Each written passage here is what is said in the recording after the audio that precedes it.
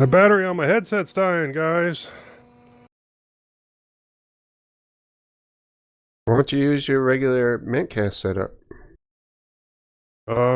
Because it's inside and I'm not. You know this podcast is more popular than You can Mintcast, shut right? your cake hole. All right, I'll shut up now, Honky.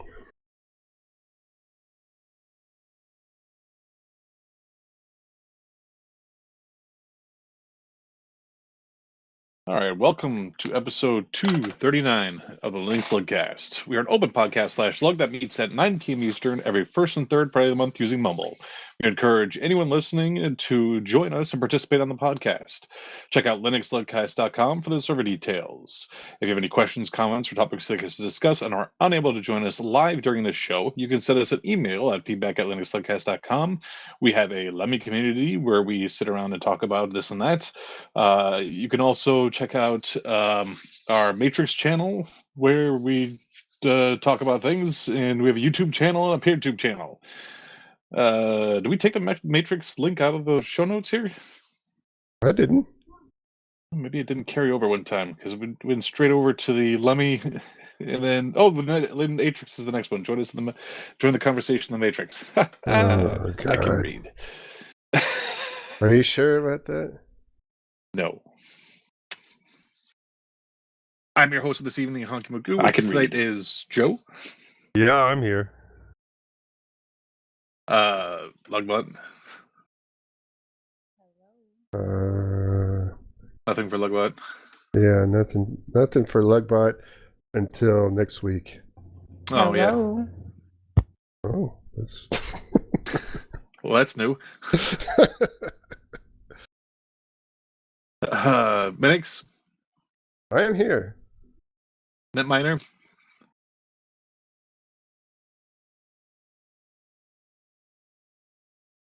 Doing YouTube.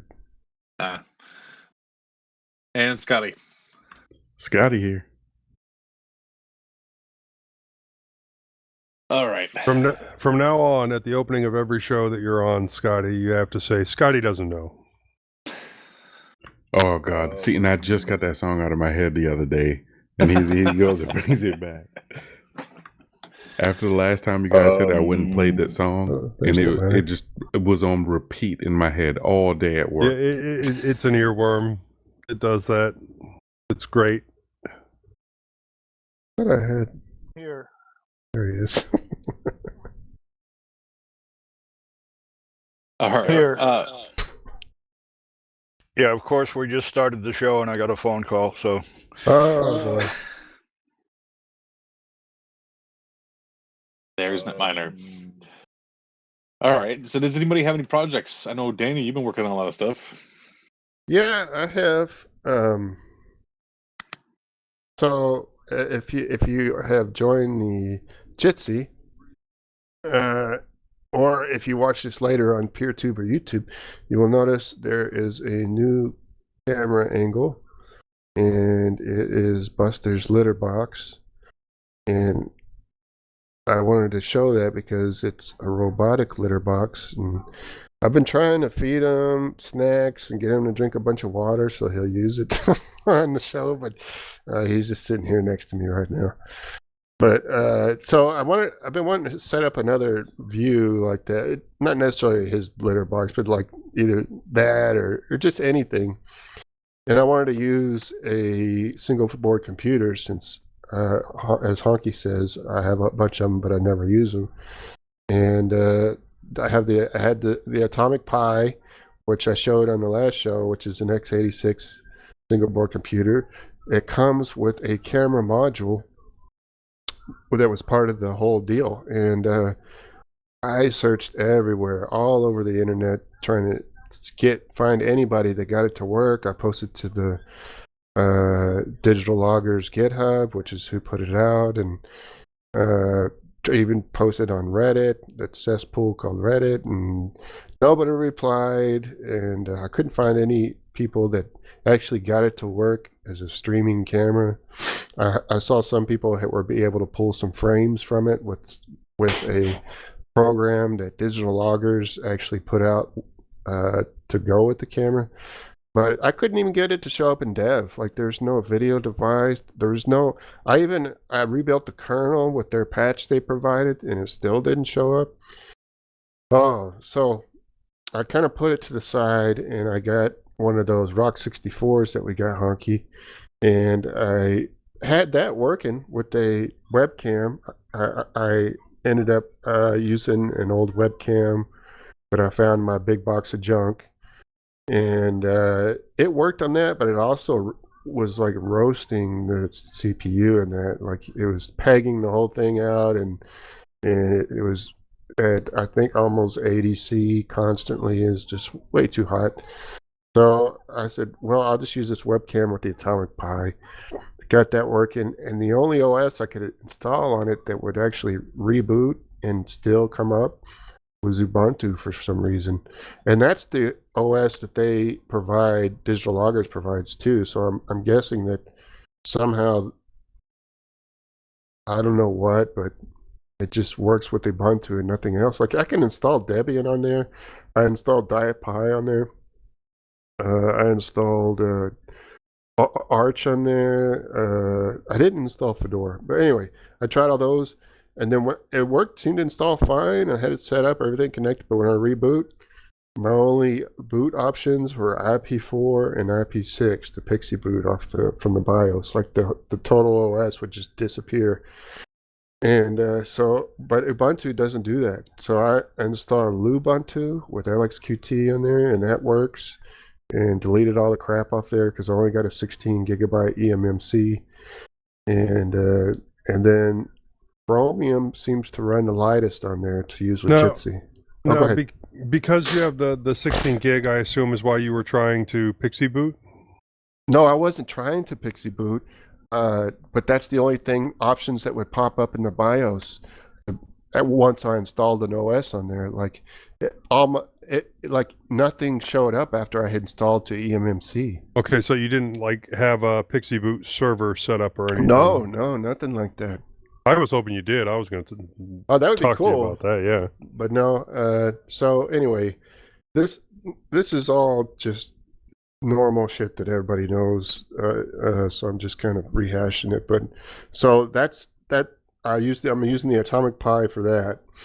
Now, since I already had the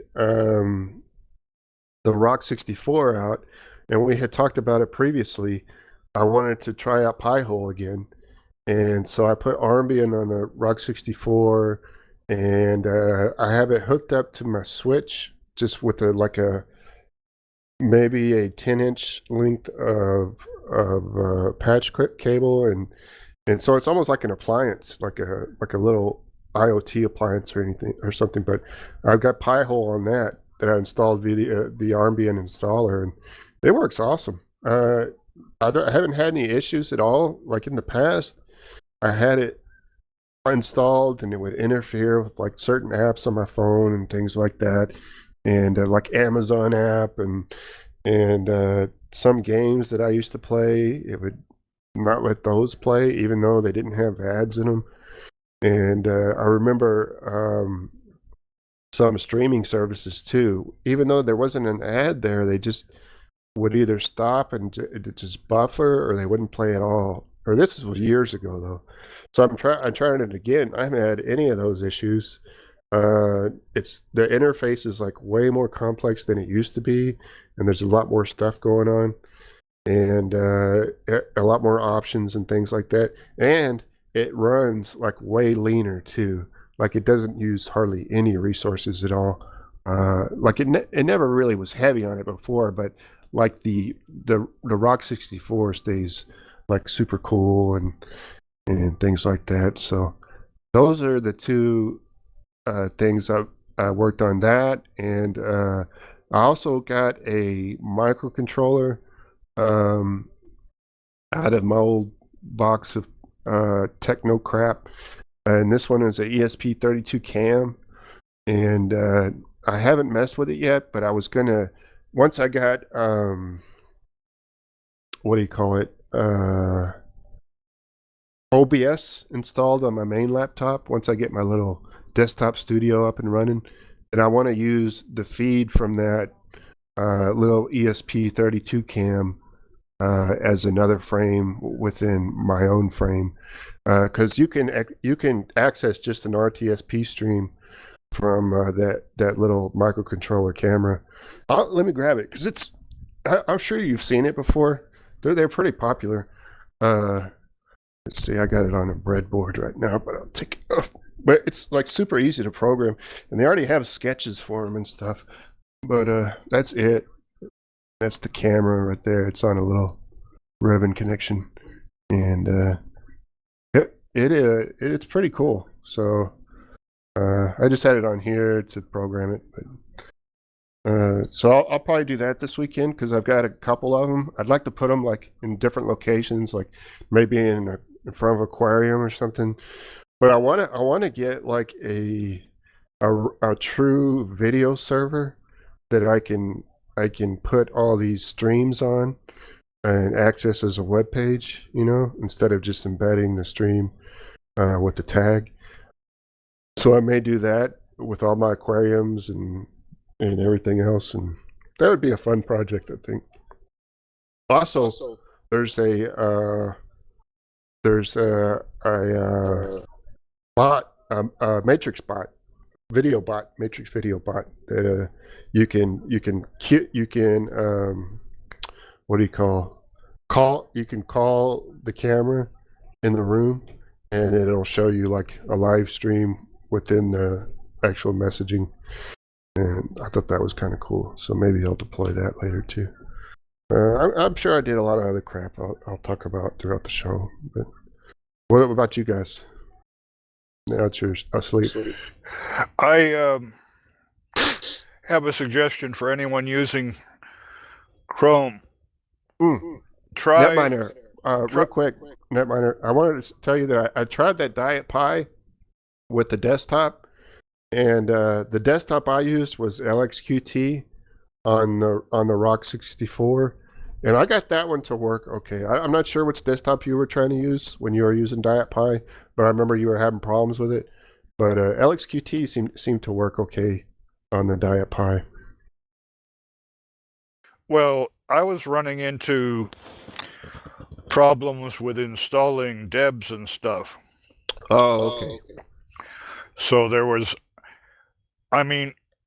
if you would stay with the apt or aptitude level stuff, it would work. But anything that required graphical stuff, Synaptic or even a graphical deb installer, just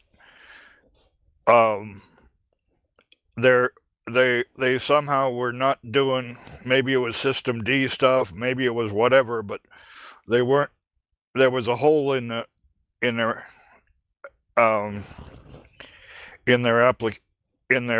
application support. I got you. Yeah, I didn't try any of that stuff. No, but if you're willing to stay with the console, it's probably a great system. Also, but what I wanted to say, anyone who's using Chrome or Chromium, I would try the Thorium browser, which is supposed to be a higher optimization of Chromium. Is it in the repos? No, you have to go to the Thorium browser website, but they have it for both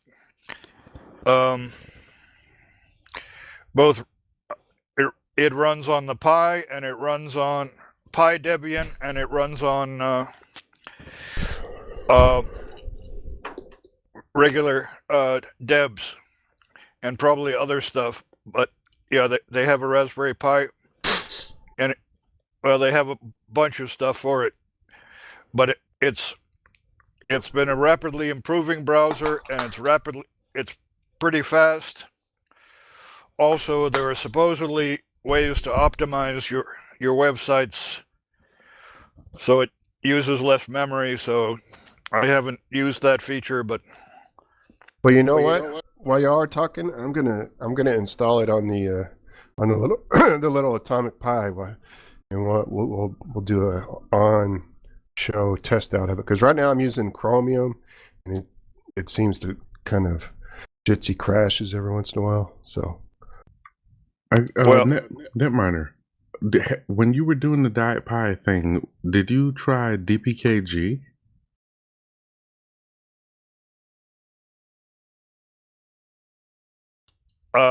No, I wasn't using. That's what I'm saying. That when I was using Diet Pie, I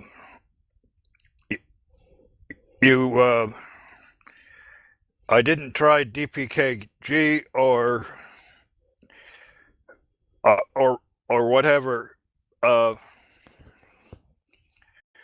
just found that I wanted a more complete desktop experience, and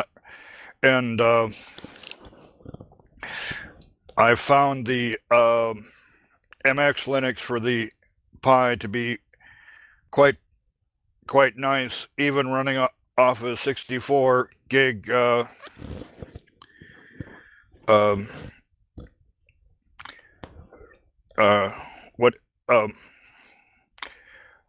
card.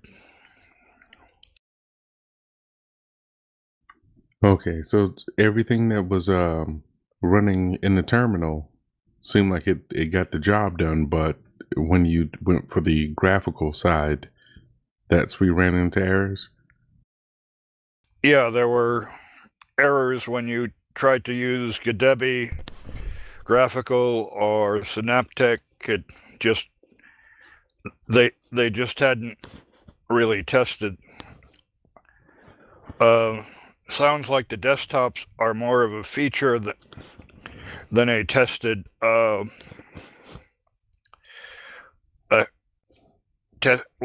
they're not tested as hard as the core, and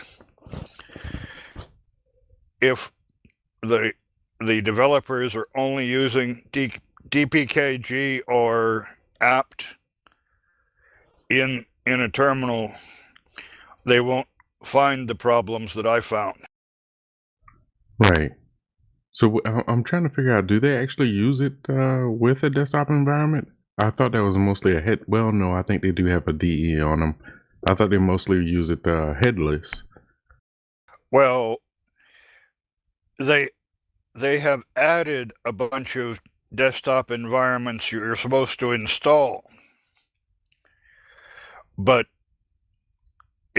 I think those are not well-tested features from my experience. But there are now. You just have to go and do all the bug reports. Yeah, and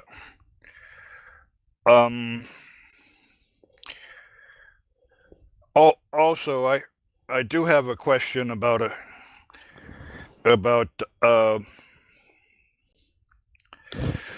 executing a Java package.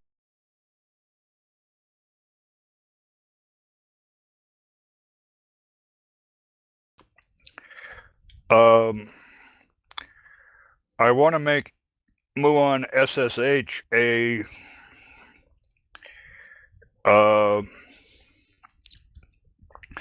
one of my main applications, because it does SSH and file transfer, and it does a bunch of other stuff. It has nice terminal modes and some built-in shell stuff.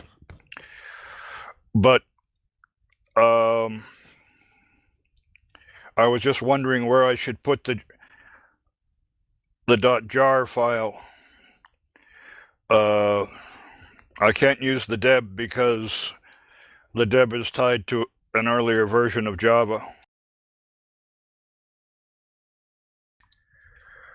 And I just wondered where the jar file should go so that I can put it somewhere and then make a launcher for it.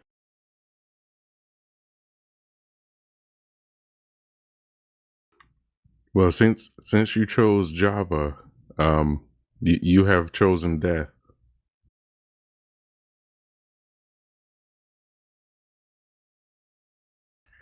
Well, right now, I launch it by double-clicking on the jar file in my downloads directory. I'd like to really put it somewhere outside the downloads directory where, for proper software, then I can. You don't have a local bin?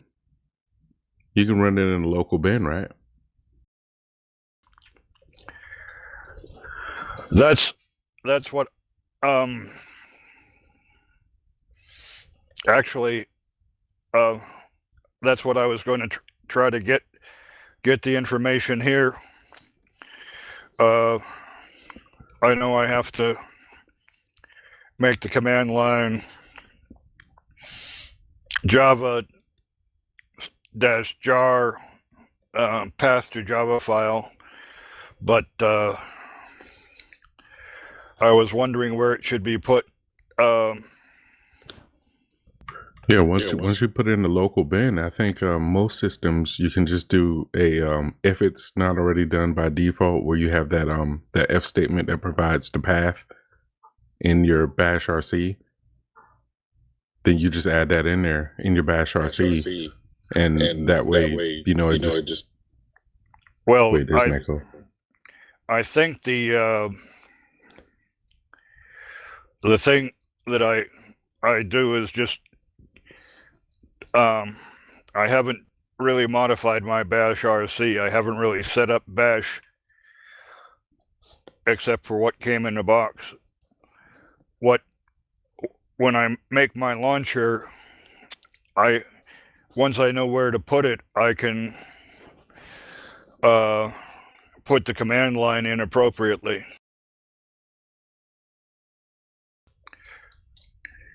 I'm going to just move the Java file and then have then I can put the command line in just once I know where to put it. So you said local bin, you said? Oh yeah, because I do that with a lot of stuff. Everything from regular scripts to app images to random Python scripts or whatever. You can just throw them in the local bin and call them from there. Well, I was again, I'm working to make this a feature of a lot of my systems. So if you're using an Ubuntu-based distribution, I think most of them by default have in the bash RC the that F statement I was telling you about that sets that local bin in path. Yeah, well, I'm using a Debian base, not necessarily Ubuntu. So that Debian might not set it up that way by default, assuming that you'll set it if you need it. I can drop mine. I'll do a copy paste from mine into the mumble.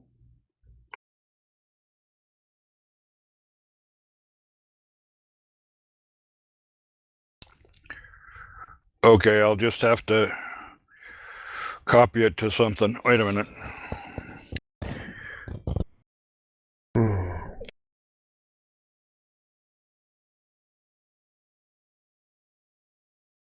Open my feather ads, fire away.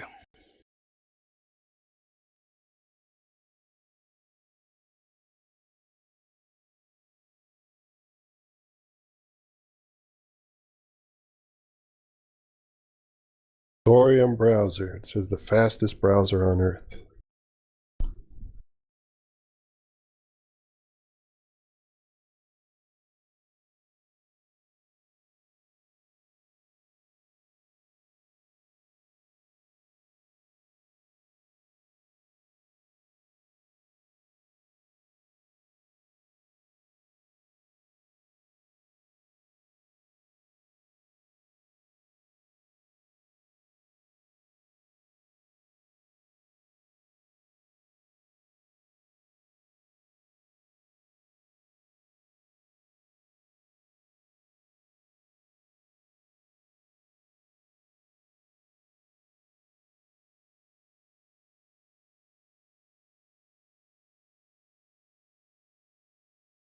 All right, I got you right here. I'm going to drop it.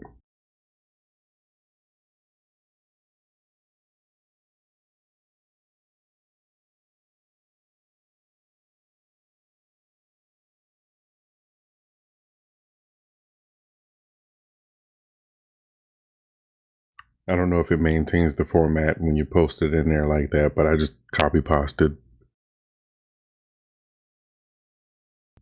It is just an F statement, though. I mean, and it is just bash, so it's pretty easy to read. And I think that goes for anywhere you want to paste your bin. So I'm not sure if it'll work if you were to do opt, because I know that I don't see it done very much these days. But software used to be like, you know, anything that wasn't a part of the system repository that you would just install with the package manager, you would then install an opt. But I'm not sure if you want to do that with a jar file. Yeah. Yeah, my cut and paste took a lot of the junk off of the mumble chat, but I can cut it back to what I need. You can drop it in Jitsi too, if it's hard to read in mumble. All right, I didn't even know. No, I've got it. I got it. No. Okay.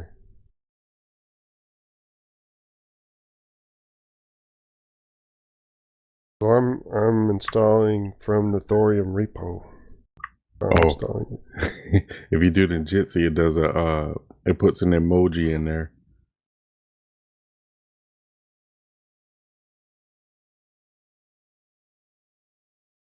Uncle Buck is on. It's pretty funny. Buck's always funny. Yeah. Poor John Candy. So Joe, what you puffing over there? I always am. Homemade. Opium. Yeah, opium. No, it's mango kiwi. Has that got any Nicotine? Yeah. Nicotine? Oh. I do have some nicotine free, but the flavor on that is straight kiwi.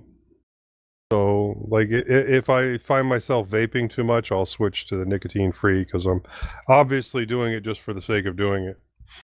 You know, we had nicotine talk last time, and I that next day I went and bought a little can of Zen, the little nicotine pat. What are they called? Well, what is Zen? What that's snuff. It's not snooze. snuff. Snooze. Yeah, but it's like not even tobacco. It's just like little white packages that have nicotine in it. Cocaine. Recycled newspaper with nicotine in it. Basically, yeah. And I haven't even opened it yet. I've completely forgot about it. You're gonna come on the show with one of the pouches in your lip? Yeah. Powder on his nose. I'll have to, when I really need to concentrate or something, I'll take one. I'll just eat them. Actually, I have a surprising number of projects to talk about today. Oh, anything interesting? Well, I would hope so. I did get a Stadia controller, the Google Stadia Founders Edition controller. Was that good for anything? Well, the Google allowed you, that was part of what I was going to talk about, is Google allowed you to change the code on here so that it would work over Bluetooth. So I went in using my Linux system and Chrome, and I installed the firmware update on this, and it will do Bluetooth, and it connects to my phone, and it works great. And it's an excellent feeling controller that I got at a really good price, because I guess the person that had it before just didn't know that you could use it outside of the Google environment, since, you know, that's no longer available. And so then I 3D printed the phone controller, and I can put my phone in it, and I can play Grand Theft Auto Vice City. So did that originally come with like some kind of Stadia streaming box or something? Yeah. Yeah. Well, no, you were supposed to use it with the Chromecast, I think, Oh, and then it would connect up to Google servers and play from there. So a lot of them sold with a Chromecast. now what happened to your games if you bought the games on Stadia? I think they let you download them. I don't know. I never signed up for that service. I think you just got screwed. Yeah, probably. Well, Google seems to be pretty good about. I mean, they're bad about keeping shit alive, but they're good about, if you buy something from them, you're going to be able to get it in some way. But yeah, I'm really happy with how well the controller works. The 3D print, I'm not excessively happy with. The STL, I might want to shrink it like 1% or something. Maybe it'll fit on there a little bit tighter, or 0.5%, and see how that works, just to snap it on there better. But yeah, I mean, the thing charges. It's hardly been used, and it's in really good condition. And like I said, it will work over Bluetooth. I haven't tried it wired yet, because there are just some games that I for the reaction time, I'd rather not be using Bluetooth. But I will give that a try and see how well it works. And it's fully functional, like fully for functional. instance, It with the works great. triggers and everything, it does the partial trigger. Yeah, you can feel it when it does it, and yes, it will do that in game, and I have tested that, and yes, it will do the incremental. It's actually a really good controller, and like I said, this thing's hardly been used. It's brand new. It still had the original box. Now, how's the latency? Over Bluetooth with my phone from, a couple of inches away, I haven't noticed any real problems. But the controls for GTA 5 are not GTA 5, but GTA Vice City were never the greatest. It was a hard game to control in the first place. But I haven't really noticed any difference between it and the latency on the 8-bit DO, the 8-bit do, however you say it. Mm-hmm. And yeah, they both work really good connected to my phone over Bluetooth, so I haven't noticed any latency. Also, I have been playing around with the Lugcast Lab server. Oh, you have? Yeah, because I wanted to set it up to be able to use a thin client with it. I'm glad somebody has. Yeah, so I logged in there and I installed a desktop. The first one I installed was Mate, and then I installed X2Go server, and I connected in from my computer. And well, I didn't like the way Mate set up originally. I know I can tweak it to make it however I want, but I wasn't a big fan of it. I never have been. But it is good for lightweight applications, but I decided to try a couple other things. I didn't like LXQT. Cinnamon just... I didn't feel like tweaking that to make it work right. So I dropped Cinnamon, and I switched over to... KDE Full, and that actually is working really well. I'm connected to it right now. Nice. And how's the latency on that? Well, the latency, it comes and goes. Yeah. Like sometimes it'll just drop connection entirely, and I won't be able to do crap. But then most of the time it works pretty well. I will say that I also installed Chrome. And I might switch to Firefox, but I installed Chrome for one specific thing, but we'll get to that in a second. Like I played a YouTube video, but I had to drop it down to the lowest quality to get rid of the choppiness. Now, granted, this is, going from my computer to the server and then out to YouTube and then all the way back. And so, yeah, it's not all that surprising that the quality isn't all that great on a streaming video. The audio sounded great coming from it, but the video was choppy as hell. But the reason I wanted to set up Chrome, and I set it up using one of my alternate accounts, not my main account, because, someone else's server.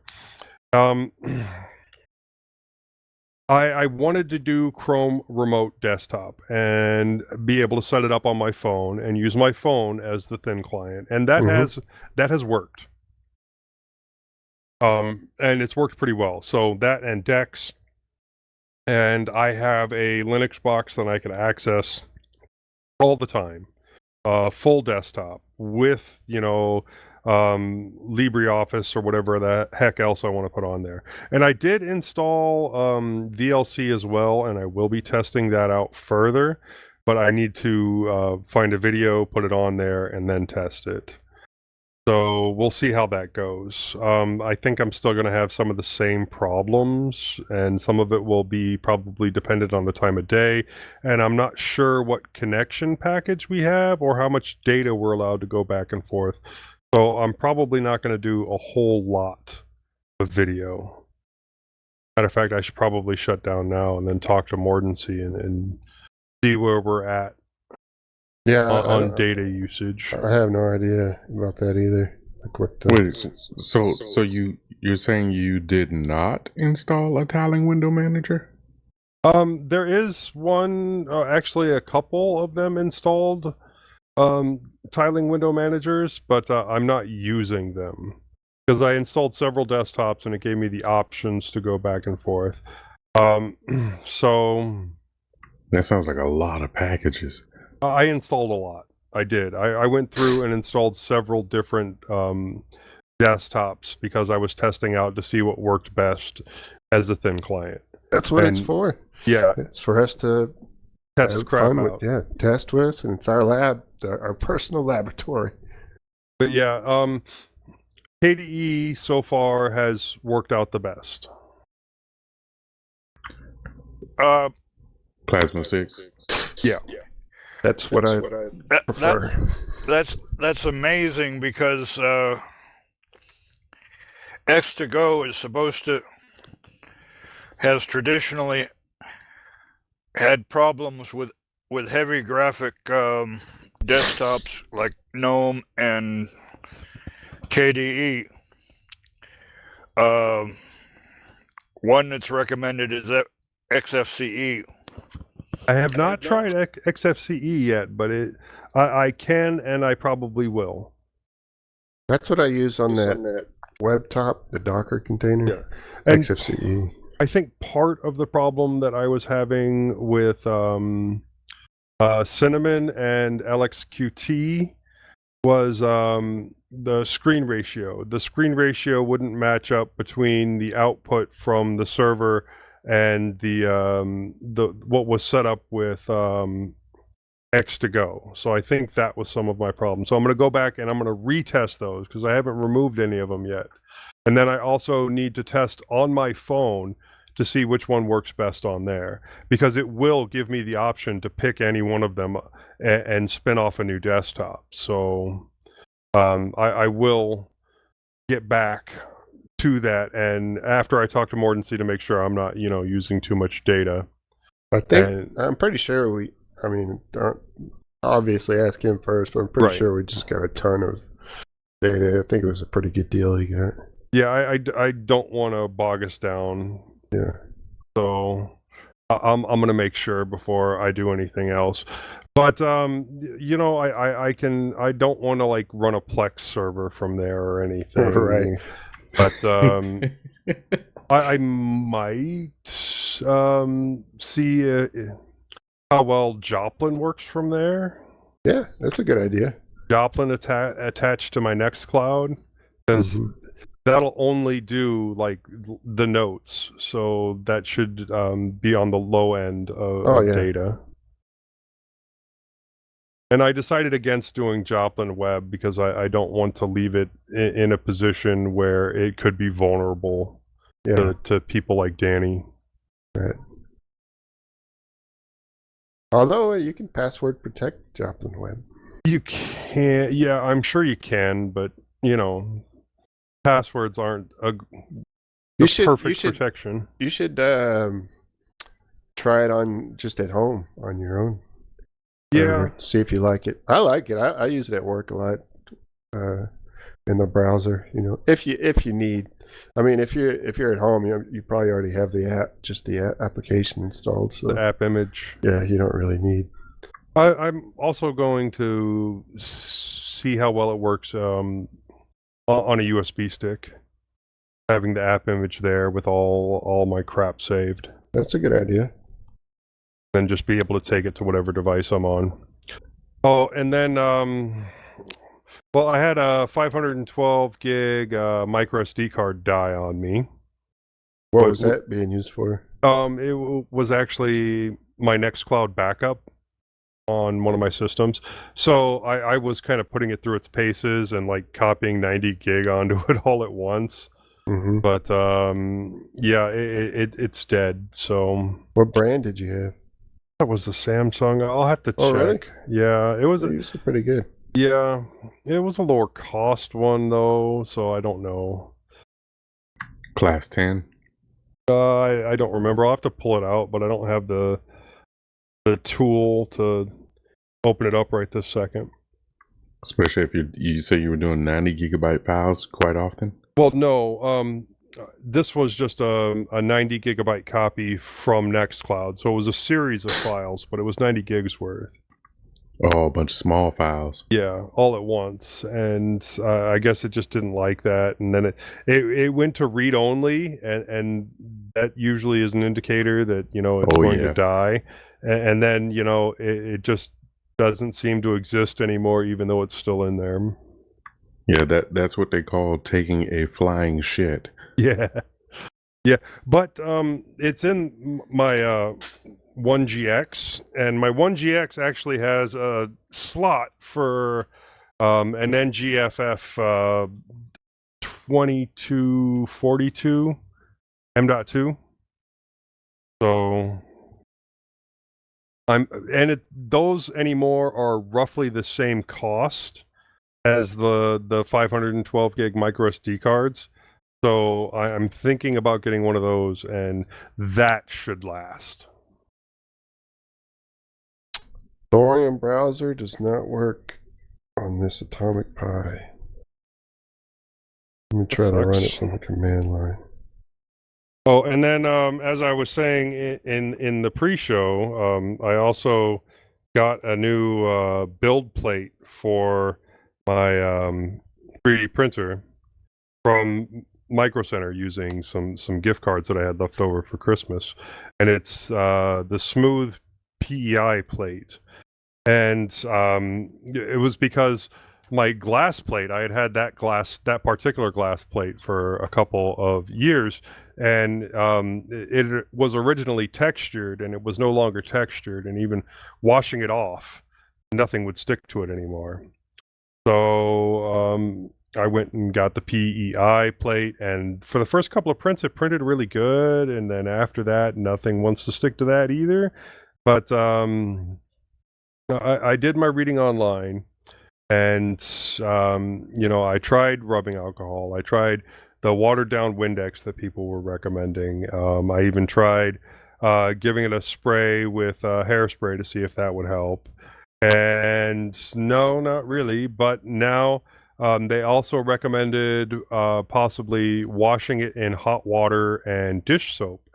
So that's what I've done, and I've got something small printing right now, 1.5 hour long print.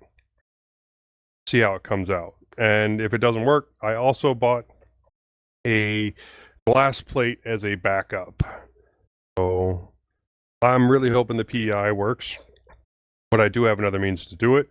And I bought one of the fabric enclosures that they had there, because who can afford one of the plexiglass ones? And hopefully this gets me up and running and able to print all that ABS that I've had in storage. So that should be fun. And then I'm also going to get my old Monoprice Maker Select V2 up and running, because I'm going to send it with my son to his grandpa's house so he can 3D print there with it. Now, has he been printing anything himself? No, not yet. But I just told him that I was giving him that printer, and one of these weekends between now and May, him and I are going to, because that one has its own enclosure too. him and I are going to go through and see what parts can be updated, because one of the reasons I stopped using that was because it was getting harder and harder to keep up with nozzles and all the different motors and all the different parts. So it was working when I got the V2, the Ender 3 V2, and hopefully it's still working now. But I want to switch out the extruder to the exact same model of extruder that the Ender 3 V2 is using, because then the nozzles are cheaper and easier to change. And then the fans should be fine. If I have to 3D print a different shroud for it, that shouldn't be too hard. I'm pretty sure I can make it a little bit more future-proof. The only other thing is that when I was running that thing constantly, it did go through, 3 motherboards? So, but one of them was actually a software issue, so I ended up going back to it, or a firmware issue after I reinstalled. I went back to it, and that worked out just fine. So hopefully it will hold together, and he will have fun with it with his grandpa over the summer, because I'm sure my dad will get a kick out of being able to 3D print things. That's pretty cool. Yeah. Oh, and then I did pick up some headsets. Nothing excessively exciting. I am going to do some tests with that one that has the base station, but thankfully it is Bluetooth, so I can use it with my phone, and it also has a micro SD port, so it doesn't necessarily need the base station for charging. But I'm hoping that the base station will connect to my computer, and I'll have another because of the base station, 2.4 gigahertz connection headset as a backup from my other one, which you guys say the microphone quality sucks on, since my my old one, the Razer Nari, died. This one just sounds better. Way better, yeah. Well, I mean, the other one probably sounds about like mine does, since it's using that same connection. Yeah, well, my old one before this one, because this is the clone of the HyperX. My old one, the Razer Nari, I thought that one had a little bit better sound quality, but it was also the 2.4 gigahertz. And then it just the USB plug for it died, and it's like another $30 to get another one. So, see, maybe one of these days. But I think that's all I've got for now. What? So, Honky, did you mention you were going to try Pi-hole again? Yeah, it's not a bad idea. I gotta find a. Well, I think I got a Pi around here, so I can probably set up. I mean, I have it installed on the Rock 64. It works fine. And I installed it through the Armbian software menu. I've been having a script. A lot less problems with Pi-hole the last couple of years than I did initially. The last time I did it through Diapie. I'm surprised you didn't use the container, because that script is that a pipe to bash script that I used? Yeah.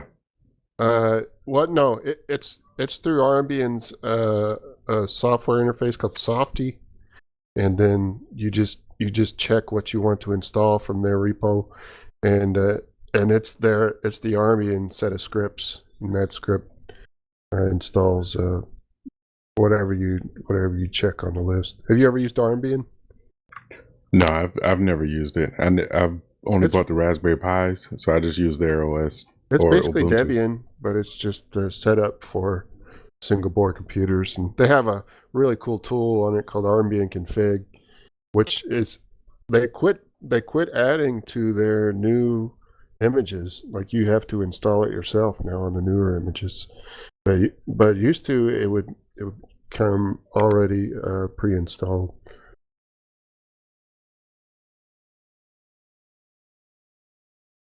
I meant to try out Pi-hole through the container, to see if it's any better running it that way.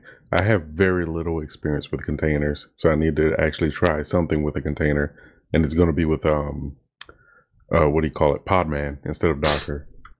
Try Linux containers too. They're pretty nice.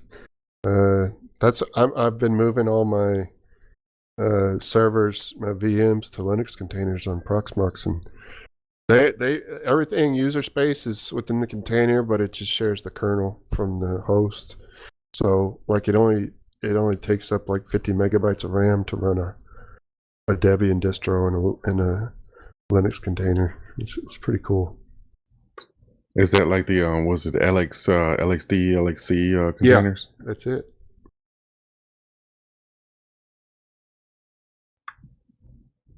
I gotta give that a try. Yeah, they're nice, man.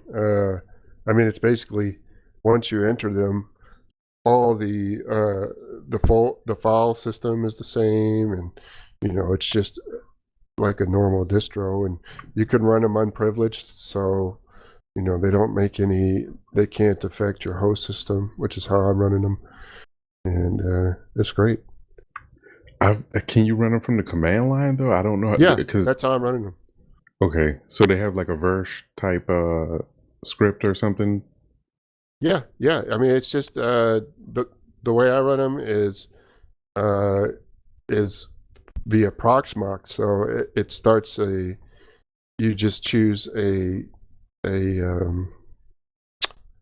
like an image of whatever distribution you want to use, and you can create a container via the interface, or if you want to make it on without Proxmox, without a hypervisor, you can just create a container via the terminal, and you have to download.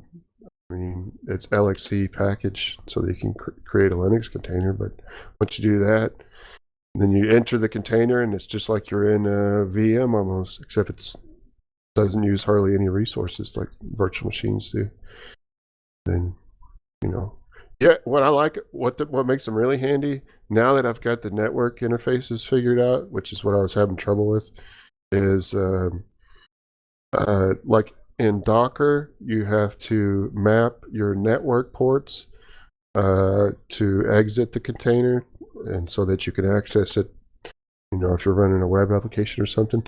The LXCs are almost like just a VM with the firewall open, so you don't have to do any network mapping or anything like that, and it's really handy. You don't have to set up that bridge or anything like you would with a VM? That's right. Oh. Yeah, it's just like, whatever the host has open as far as network goes is the LXC can access it.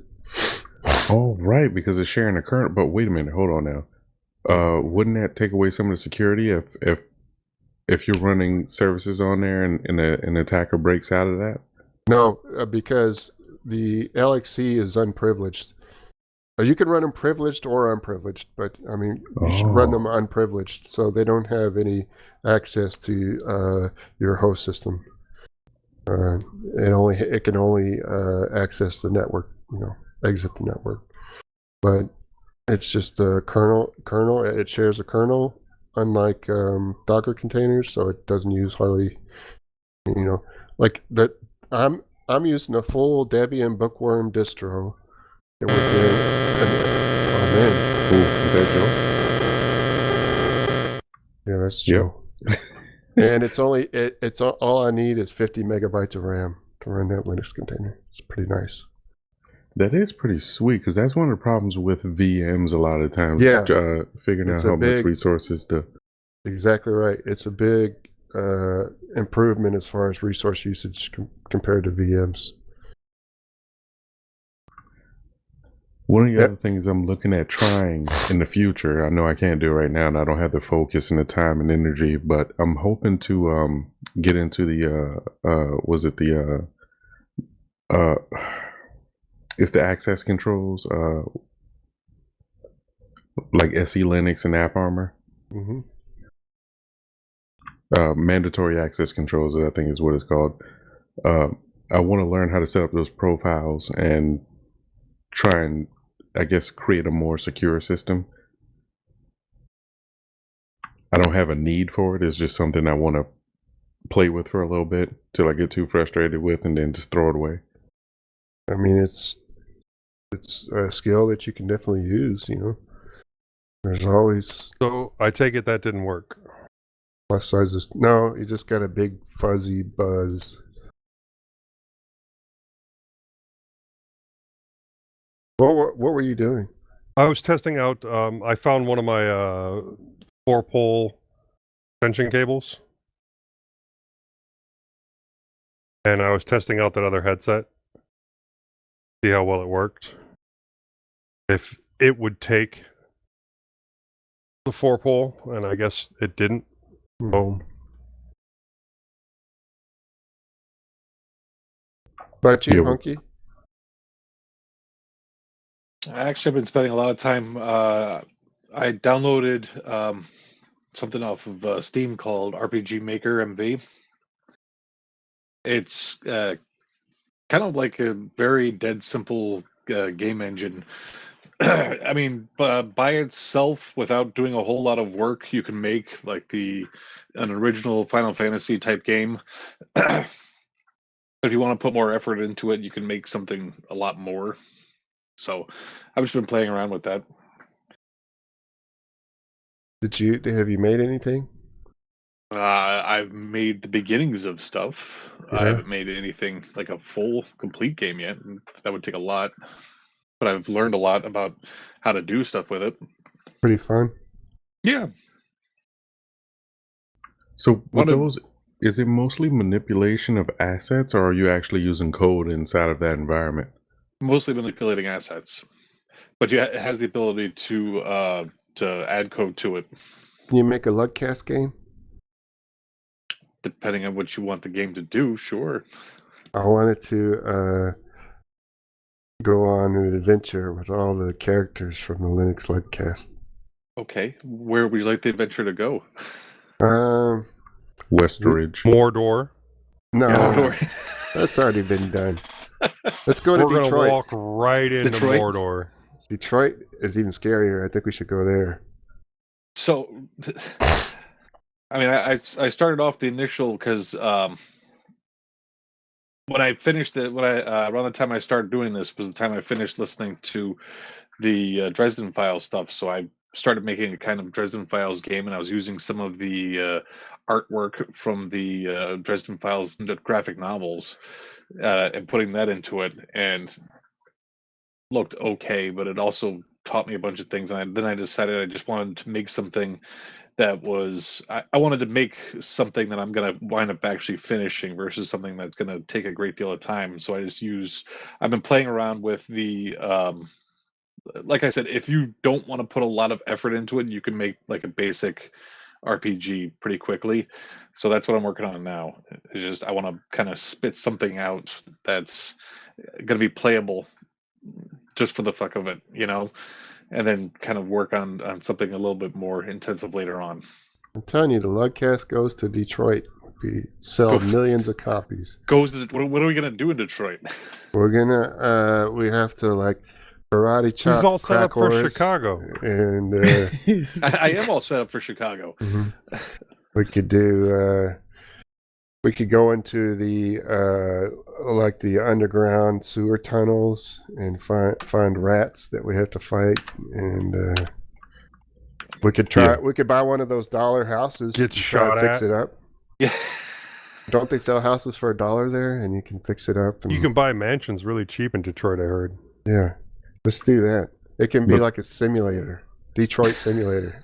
The air is made out of bullets. Mm-hmm. The air is made out of bullets. The Honky's been making RPGs.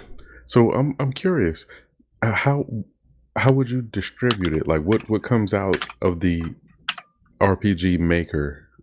Do you get like a binary or something that you send out, or how's that work?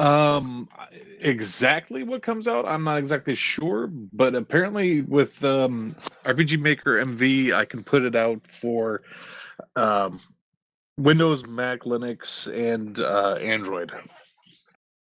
We should make our own mud. I mean, we have a server. I want to get that thing up and running so we could play games on that. Did you guys used to play MUDs? What client would your MUD run on? Though, like 1010 or something? I'm not sure. What is that thing called that I was trying to get set up? BCC? BBC? Remember?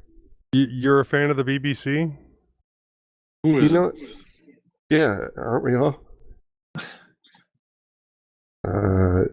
Remember, what is that called? That was real popular back in the day. Oh, hold on. Is this the game here? Yeah. Yeah, this is one of the areas. So that's my Chicago. Oh, cool. I don't see any crack whores. They're not in there yet. You know, last time I was in Chicago, we had to avoid a lot of pee and poop that was on the ground. Oh yeah. Yeah, maybe you could put some yellow spots and stuff. Well, I got little green spots. Maybe I can add some yellow to it. And the homeless people are real aggressive there too. You have to make homeless people. I was just about to say that you get shanked by a homeless man if you walk in the alleys. Yeah, one time we were walking by this guy and he was like yelling at everybody, and we were trying to ignore him, and he goes, "Hello," he did his hand like this, "Hello," like in our face and stuff. It was like, yeah, we see you. We're just trying to ignore you, you know.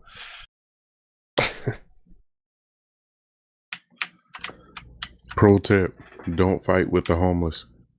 Yeah, that's never a good idea. Either way, you're gonna lose. Right? You can't win. It's You an cannot unwinnable win. situation. Y'all want to hear some feedback? Viewer feedback? Sure. Sure. While Honky's doing this, I'll read it out real quick. Joe is awesome. That's great. Well, actually, feedback. somebody did comment about Joe. It was kind of a funny comment. Linker, it didn't happen. What did they say? Joe smokes too much. No. Oh, they just said Joe should settle down. Yes. Which is funny because I will rewatch that video, and it basically, because you didn't say anything the entire time, just sat there and smoked. So, the first one says, Firefox has been running like shit lately. Been forced to edge with Win 11. Which is weird to admit that you are edging on YouTube. This was on the State of Mozilla YouTube. Another person said, "Get woke, go broke." Lakerman GMX says that GIF is disgusting. What GIF? It's the placeholder video we use in the Jitsi stream. Oh, here we go. Simp High Went Shallent Shall XX4LW says Joe cool down, and he's got a laughing emoji there. Rabbit Creative says planned demolition wouldn't be the first time. Dava Quadruple 07 says I dropped Firefox when they blocked plugins on the Android version for my own good. Does he mean add-ons? I thought I think so. I have add-ons installed on Firefox. Maybe not. They don't have the whole suite of x86 add-ons, but I thought they when one of the versions of Firefox where they where they dropped a bunch of the add-ons, or they updated it, and they changed something where a lot of the add-ons didn't come along. Oh, maybe that's what he's talking about. Mnemonic Carrier says, I love Firefox. It's the only browser I can get video hardware acceleration working on Linux. I also love that it has middle button scrolling. I think it's called auto scroll. Surprisingly, Chrome still doesn't have this on Linux. For me, it's the little things that matter. Somebody mentioned containers too. You know what? Firefox has the best snapshotting. How you can snapshot the entire page Oh, really? Especially for like like a really long page. Like if you scroll all the way to the bottom of the page where it loads the page in, then you can do a screenshot of Is that that entire built page. in? Yeah, it's built in. Nice. Let's see. Jay Brontheep comment. Firefox containers are an essential part of my workflow as software developer in corporate environments. Oh, he's talking about the multi-account containers. Like you can right-click on a tab and open a personal tab or a work tab or whatever, and it'll segregate it from the rest of it. I do that a lot with my emails because I have my email server, and then I want to open separate accounts on it without having to log in and out. Wait, you don't use a client? Not at work. I just use a browser. We have a client. We have Microsoft Outlook for our work email. But when I want to access my personal email, I just go through the browser. All right. That's it for feedback.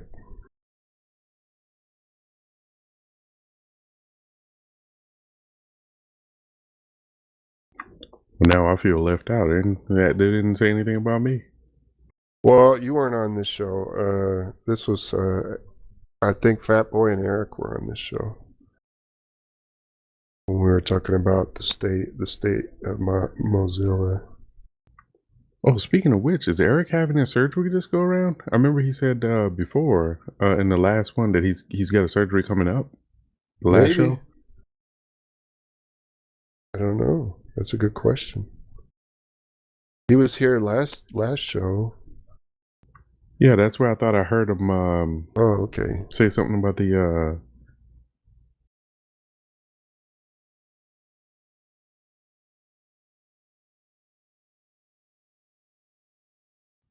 I do got a question for Honky though about was it the Mintcast?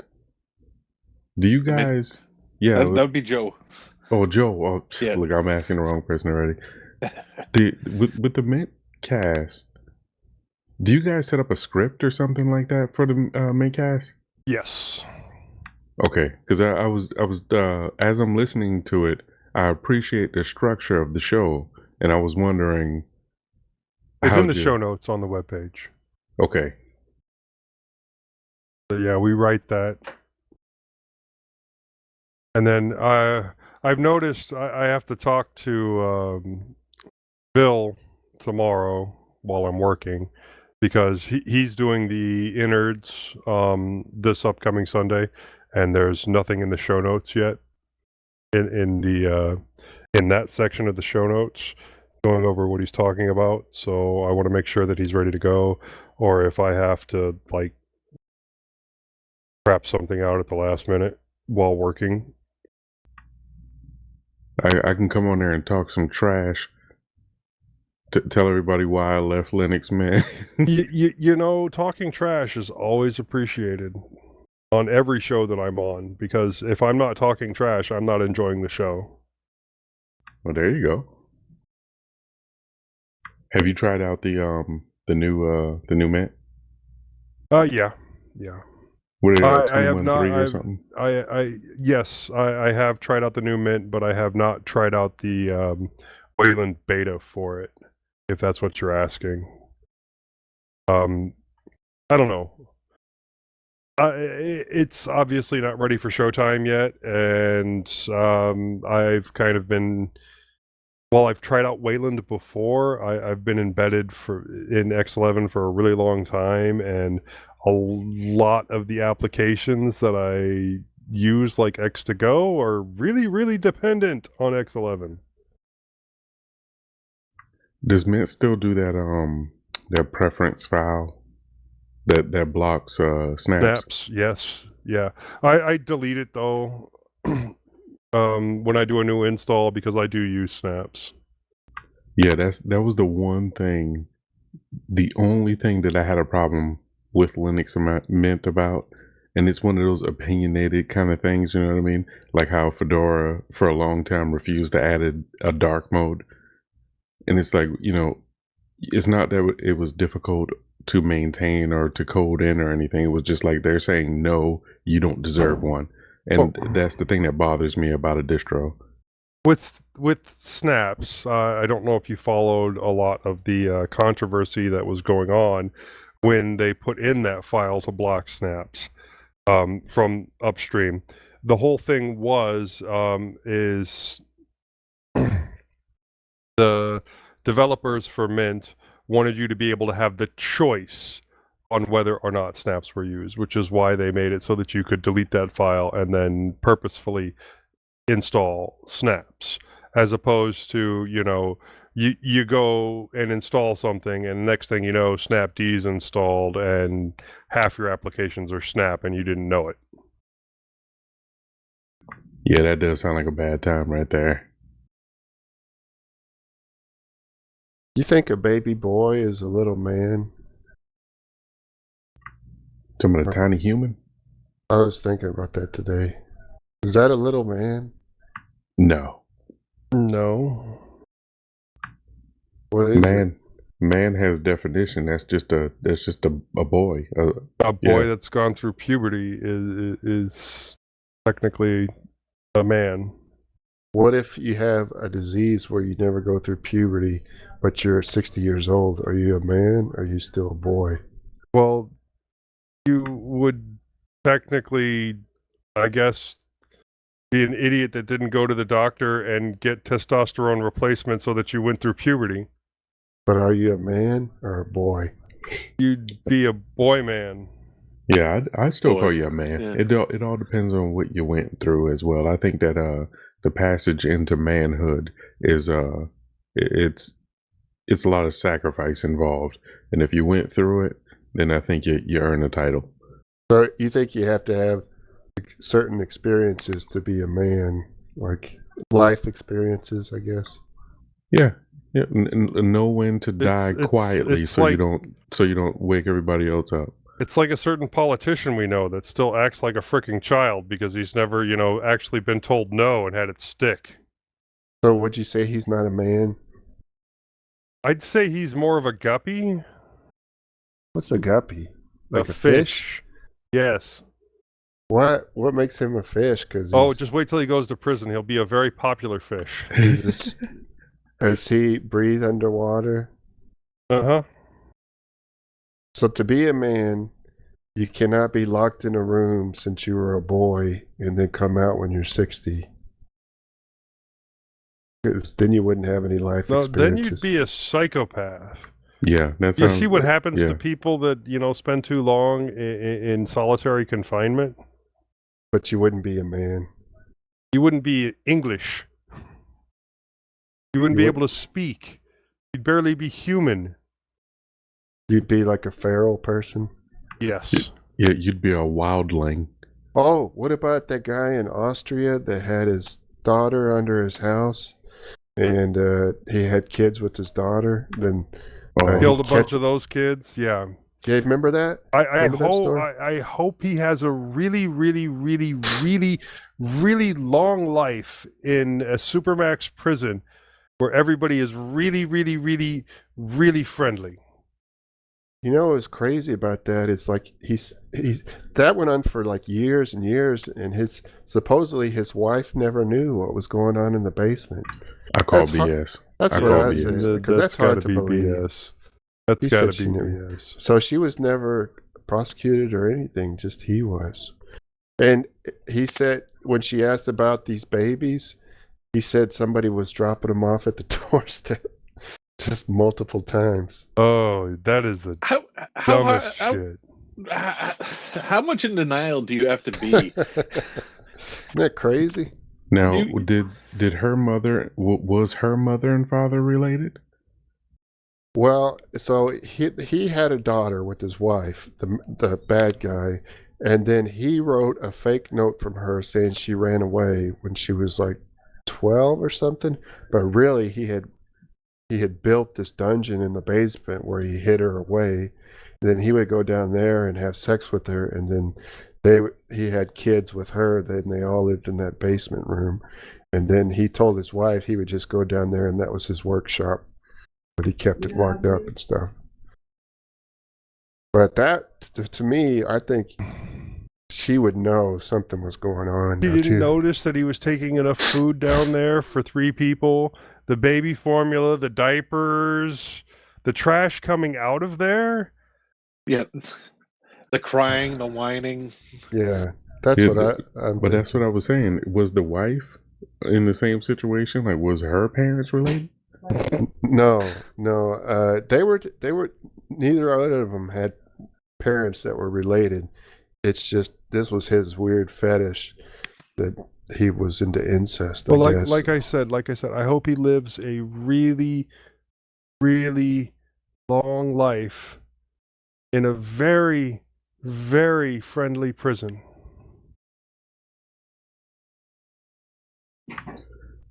What do you Yeah. think? What country was this in? Austria. Austria.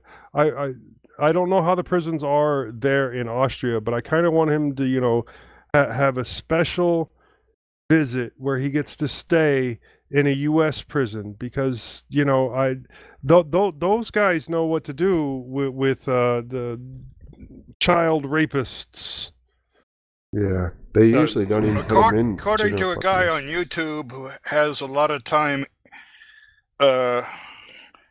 behind bars, chomos are well, I know who you're talking about. They're not treated well. JD 5150. I don't know his actual name. I just see him on YouTube Shorts, but he says the chomos have a very hard time as long as they last, and sometimes they don't last very long. Yeah, well, that's why I didn't say send him to prison in Brazil, because that'll get you killed real quick. I want him to live.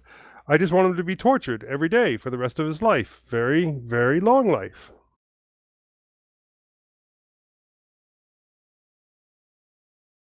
I'm a very fair man. I don't believe we should torture him. I think we should just like make him lay down and put some big rocks on his chest, and then make him confess to everything that he's done, and then kill him. No, I think it is Josef fair. Fritzl. I think it is fair for him to be in prison and get the exact same treatment that, But doesn't he that gave breed others. more of the problem, though? Like, aren't you creating more of the people that are doing the thing that you don't want anybody else to do? So they said he was in a psychiatric detention, and last month they ruled that he could go to a regular prison. He's going to be popular. He's 88 years old now. He kept his daughter captive for 24 years and fathered 20. Oh my. 7 children with her. See what I'm saying? But no, there is no fucking way, excuse my language, that the wife did not know. 24 years. There's 24 no way she years. could have not known something was up. And where did they live? Were they like out in the mountains somewhere? No, thinking they were in a little town in Austria. It was, it wasn't really rural or anything. You just had a dungeon. And he had 7 kids. Yeah, fathered 7 children with her.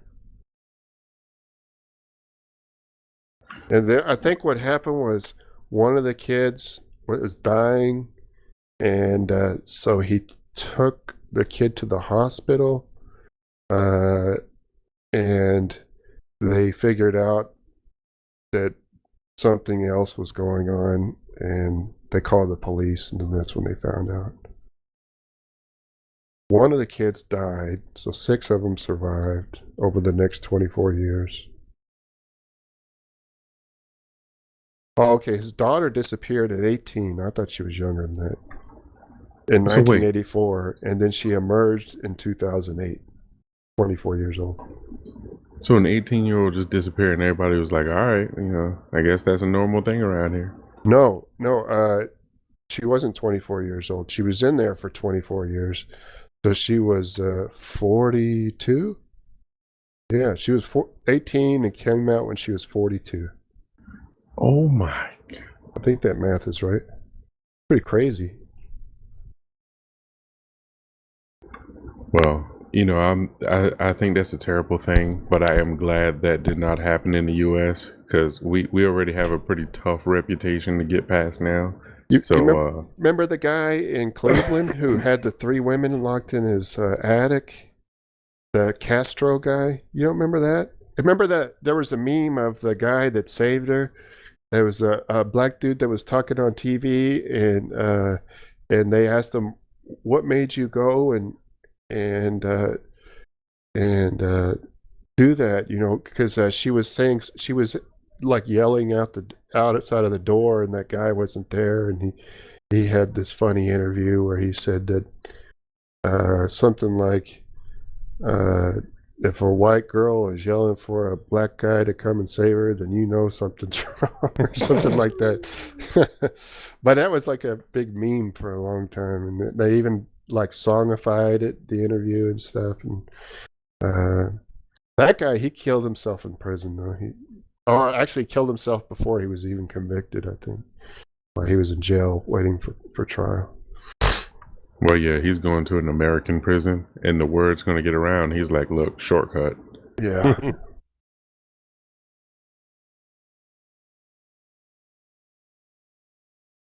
You did hear about that guy in I think it was Brazil that raped his. Keep saying words that'll get us banned on YouTube. My bad. Say grape. Raped his own son that was like 8 or 9 or something to death, and like turned himself into the police, and then he got to the, and you know, he was a martial artist, but he got to jail in Brazil. I think it was Brazil, and they bent him over so bad that he had to have reconstructive surgery on he got sent to the emergency room and got everything sewed up, and then they sent him directly back to Gen Pop, and it happened again. Yeah, I could see that happening. Have y'all heard of this OS called Ubuntu? Who? No. You talk like uwu, like that? It's no, it's like Is that the Windows Ubuntu? Yeah. Yeah, Windows Ubuntu. I put it in the show notes. Good way to change the subject. That wouldn't have gone on too long. Yeah, I would have. What happened to the? Oh, Jackie wants to give you all more news from Texas, but she's gonna have to sit in my seat to do it because of the short cable on this headset. So Okay. I'm gonna we're go talking about use the bathroom. Ubuntu. So. Yeah, we're gonna talk about Windows Ubuntu. Well, you can talk about it in a minute because Jackie wants to talk to you. Not political, is it? Maybe, I don't know. It better be Linux related. That's all we talk about on this show is Linux. Oi, mother. Ha! Man, this sucker's big. Who's gonna cut trim your nose back, guys? It's not a lie. It's the truth. Go ahead, Jackie. Oh, I got a joke for you real quick, though. What's the difference between you and a computer? It actually knows how to do math? No. A computer doesn't laugh at Joe's 3.5-inch floppy. You haven't been in his man cave enough, have you? I haven't. I do need to come over again because I have his power supply. I'm supposed to bring over. Go ahead. Okay. This is hang on. This is the Jackie update. All right. So I always tell you about stupid shit going on in Texas education. Yes. Okay. Because your son is very involved in this, right? Well, I'm very involved in Well, it.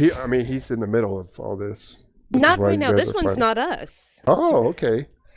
So, I do special education advocacy, and I do a lot with parents with medical disabilities, where you have medical issues. There's not a lot you can do, but you can work through the system with the 504 or an IEP, get accommodations and services.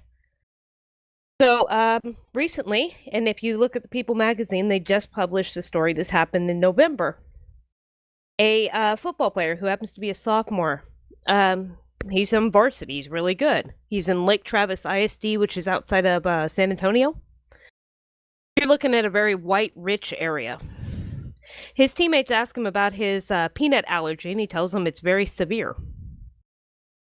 Two upperclassmen on the varsity team decide to cover his gear and his cleats and everything in peanuts.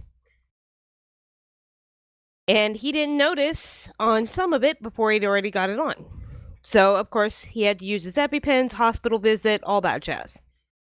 He is still alive. It is, God bless him, because that's harsh. It's hard on you. Would you guys like to guess how much punishment the other football players got? So he was a football player too, right? Mm-hmm. But he was a young sophomore, up-and-coming varsity. There was some jealousy going on here, is what everybody's belief is. They probably only got suspended for a game or two. Yep, they got suspended for 2 games for attempted murder. Yeah, because that's one of the things that happens in high schools. If you're really good and you're making way, they sweep a lot of things under the rug.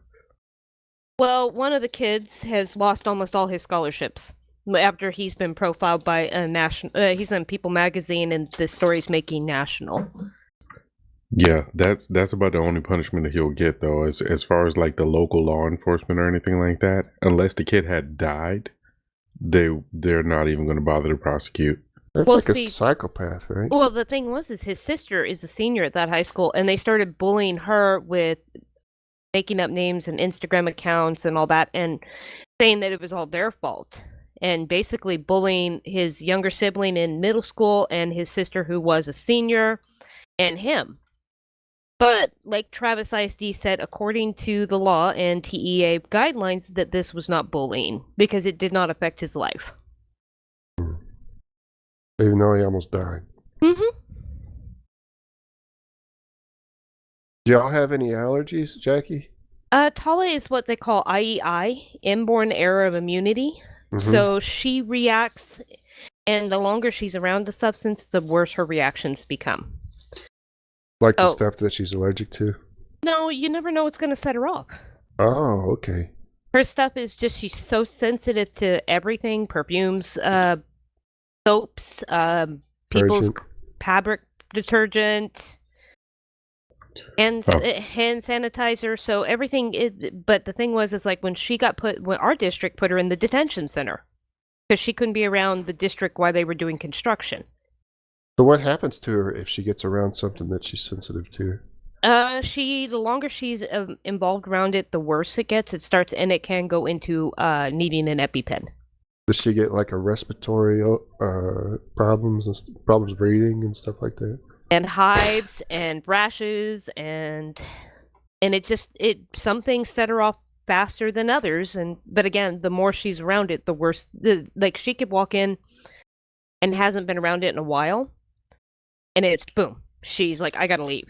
I can't breathe, I'm already having rashes. And the thing about the IEI is when she has one active, everything sets her off. Mhm.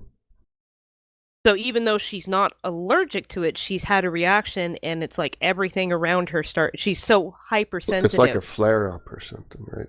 And everything flares for her when she's still active. Yeah. That's a bummer. Well, it's a weird, they do know that there's like 583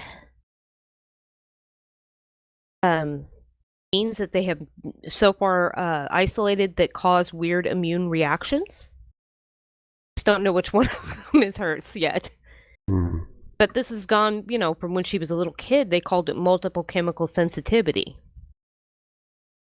And then it was idiopathic environmental intolerances, and now it's inborn error of immunity. They know something's happening, and they actually like having medication. People look for these type of people with IEI because they can help advance medication faster. Hmm. So does she go for trials and stuff like that? No, she doesn't at this time. She's kind of done with medical. Probably sick of it, I imagine. What's And going that's- on with you, Jackie? Hmm? What's going on with you? Watch any movies? Read any books? No, just been busy with the munchkins. Yeah. Oh, hey, Jackie, you remember that suggestion you gave us a couple shows back about the windshield thing that it cleans off the windshield? It removes the pollen off of the windshield? Mm-hmm. Yeah, I tried it out and it blew up my car. You must Oh have my had a God. Pinto. You must have had a Pinto. You owe Scotty a lot of money now. It's lawsuit incoming.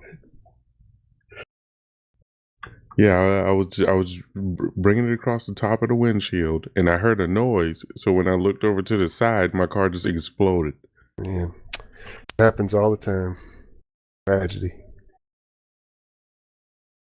Near the creek fires? Oh yeah, we got a bunch of fires going on in Texas. Did you see that, Honky? It's the biggest. At first, it was just the biggest fire in Texas.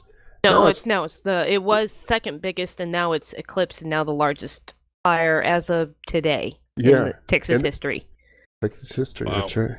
Well, I thought they said the largest fire in the U.S. now. Is that right? What? Yearly doesn't most of California catch fire? Yeah, that's what I'm thinking. This is a grass fire, and so it acts differently. There's nothing to help. It's got nothing heavy to burn. It's light burn. So a little bit of wind, and this sucker can go. It can overtake anybody trying to drive out of it. You're Yeah, right. it It's trots the right largest along. largest in state history. I thought they said something about U.S. history, but it's the second largest wildfire in U.S. history. It's the largest in state history. Okay, but it's just burning all this cattle land up So far, north yeah. of Amarillo. Yeah, 2 deaths so far as of this morning, and talking there's going to be some severe shortages in the beef. That's what I was about to say. If you like beef, get ready for some higher prices. Did it start because of a gender reveal party again? Yeah. Actually, I have. don't know. Do they know how it started? Was it a mower? No, I hadn't seen how it started. There's a big one in Nebraska right now that started from a mower hitting a rock. I do know that they shut down the nuclear and a bunch of the military stuff around it. Yeah. Which I didn't even know that was there. There's a nuclear assembly and de-assembly plant over by the wildfire, and they had to evacuate that, but now it's reopened. Yeah, I'd imagine with it being a grass fire, it burns really hot and fast, but I mean it'll burn out quickly because the grass doesn't burn that long. It's killing all the cattle, and it's destroying their food too. So Well, they you don't got to have anything to eat. you got to build the burn walls so they can't jump. Mhm. And a road isn't big enough as a burn jump. You gotta have quite a bit of distance between them to help. It's covered over 1 million acres so far. They were supposed to get snow, but I don't know if they got it or not. I thought that was coming later. That was the stuff that hit California in the Sierra. Because we're supposed to get rain next week. Yeah, we got rain the past couple days, which has been nice because we needed it. I went from like 50 degrees for the high, or barely hitting 50 for 2 days, and today it was like 86. Crazy, right? Texas is drunk again. All right, so we My have. brother's out in has been rerouted around the Sierra Blizzard. I don't know where he's going, but he was supposed to go through Donner, and his company punted that one. Yeah, Donner Pass was supposed to be pretty bad. They were expecting 12 feet in 24 hours. Yeah, the report that I saw on YouTube was like 10 foot, and the difference between 10 foot and 15 is up there is not much. All right, let me see if I can get us back on track real quick. I'll give you back, Joe. Okay. So I put in the show. Oh, go We'd ahead. rather keep you, ma'am. Yeah, I can talk after the show. There'll be plenty of time. We need Joe here for this important Ubuntu story. Because we know he loves Windows. Okay, so Ubuntu. Also known as Windows Ubuntu, is an operating system that reproduces all the appearance and functionality of Microsoft Windows, including Copilot, Edge, OneDrive, PowerShell, Teams, etc., but does not require TPM, Secure Boot, or any other hardware requirements for its operation. You'll also be able to run various Microsoft Windows, Android, and Linux applications using Ubuntu, compatible with Windows applications. Run your favorite EXE and MSI applications, Microsoft ecosystem. Enjoy embedded apps like Edge, Teams, Skype, PowerShell, Code, and more. They have different flavors: Windows Ubuntu 11 Plasma, Cinnamon, Power Tools, Control Tools. Power Toys is a powerful toolset that implements a software layer based on Microsoft Windows application. Tools like Control Panel, Network Settings, OneDrive, Android support, and many others. Let's see.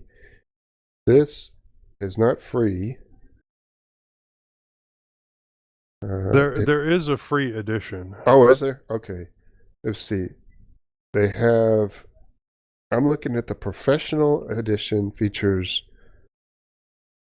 support our system or receive a professional key to unlock exclusive Power Tools tool functions, unrestricted access to unique updates and features for life. The money raised from donations will be used exclusively to maintain the project. So they have, on their free version, they have Ubuntu 11 Plasma, Windows Ubuntu 11 Cinnamon, and actually, no. Looks like the Cinnamon is the non-free version, and the Plasma is the free edition. And then you get Power Tools and Control Tools. Power Toys is a powerful tool set that implements a software layer based on Microsoft Windows applications. Tools like Control Panel, Network Settings, OneDrive, Android support, and many others are available through Power Tools. So I think Power Tools is the bit you're paying for. Right. It says Power Tools professional features includes Windows style Control Panel, which we all love, Active Directory support, access OneDrive directly through the file manager, support for Android subsystem, improved support for Microsoft Windows applications through Wine, update and improvement of Microsoft Windows themes, direct support with developers, and access to new professional versions of the Ubuntu and Linux FX operating systems. So if you click on PayPal, let's see how much it is here. Oh, you have the choice. You can receive one lifetime professional key. One key is $35, 2 keys $70, 3 keys $105, or you can choose other. But Does who's it allow volunteered snaps? for testing this out? Scotty, you want to test this out? Only if it has snaps. Come back with a professional review later. I don't know if it has snaps or not. It sort of reminds me of Lindos, though. Anybody remember Lindos? Yeah, I thought the same thing.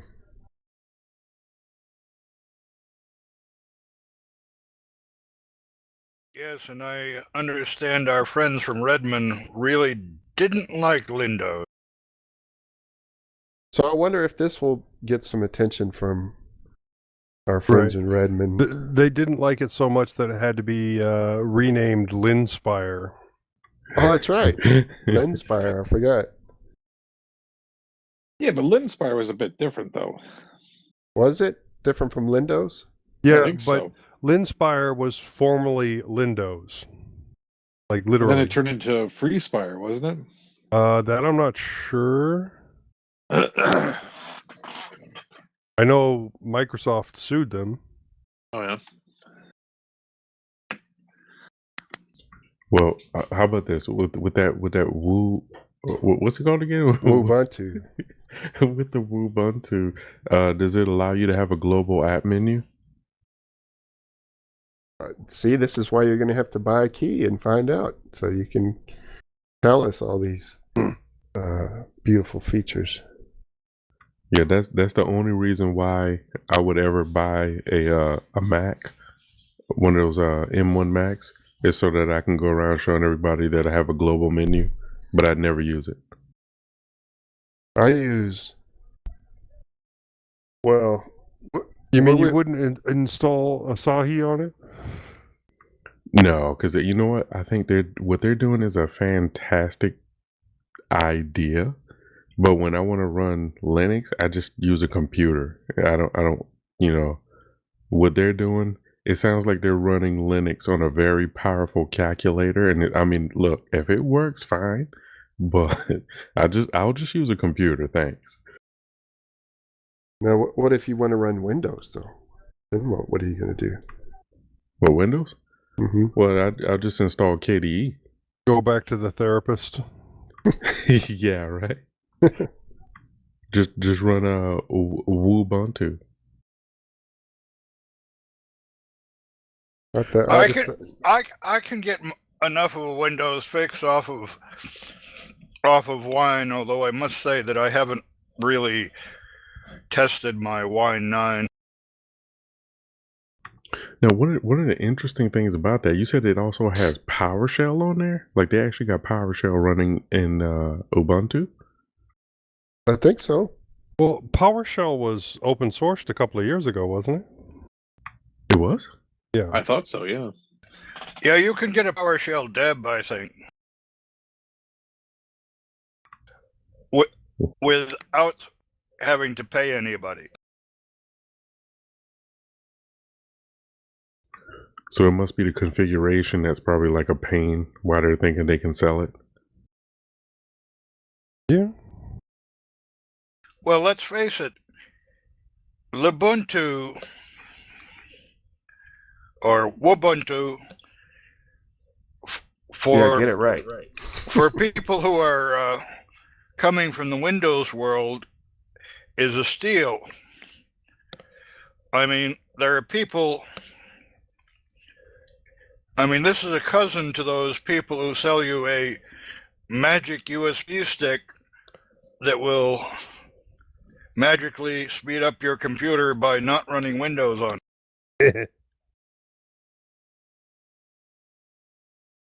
The people that buy this stuff are used to paying for whatever, and they would be disappointed if they weren't pay if somebody didn't try to charge them for a free item.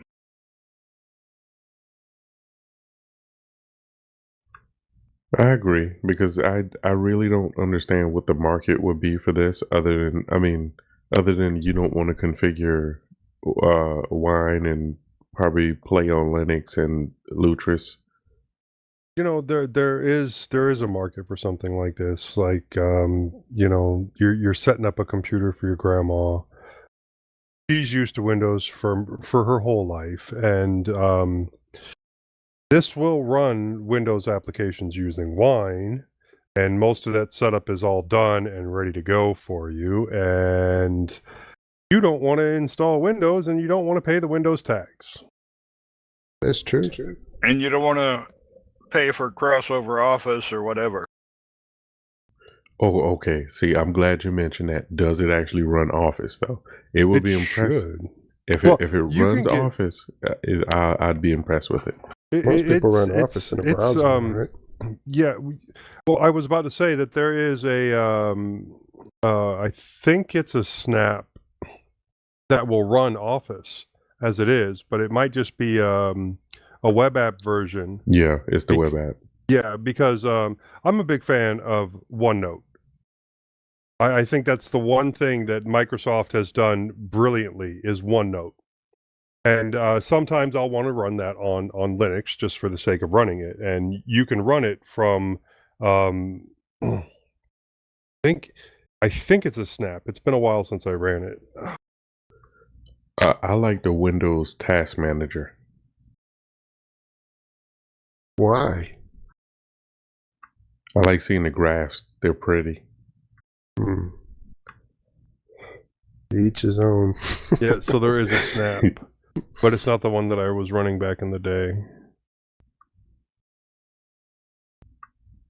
If they only had a snap of the Windows Task Manager,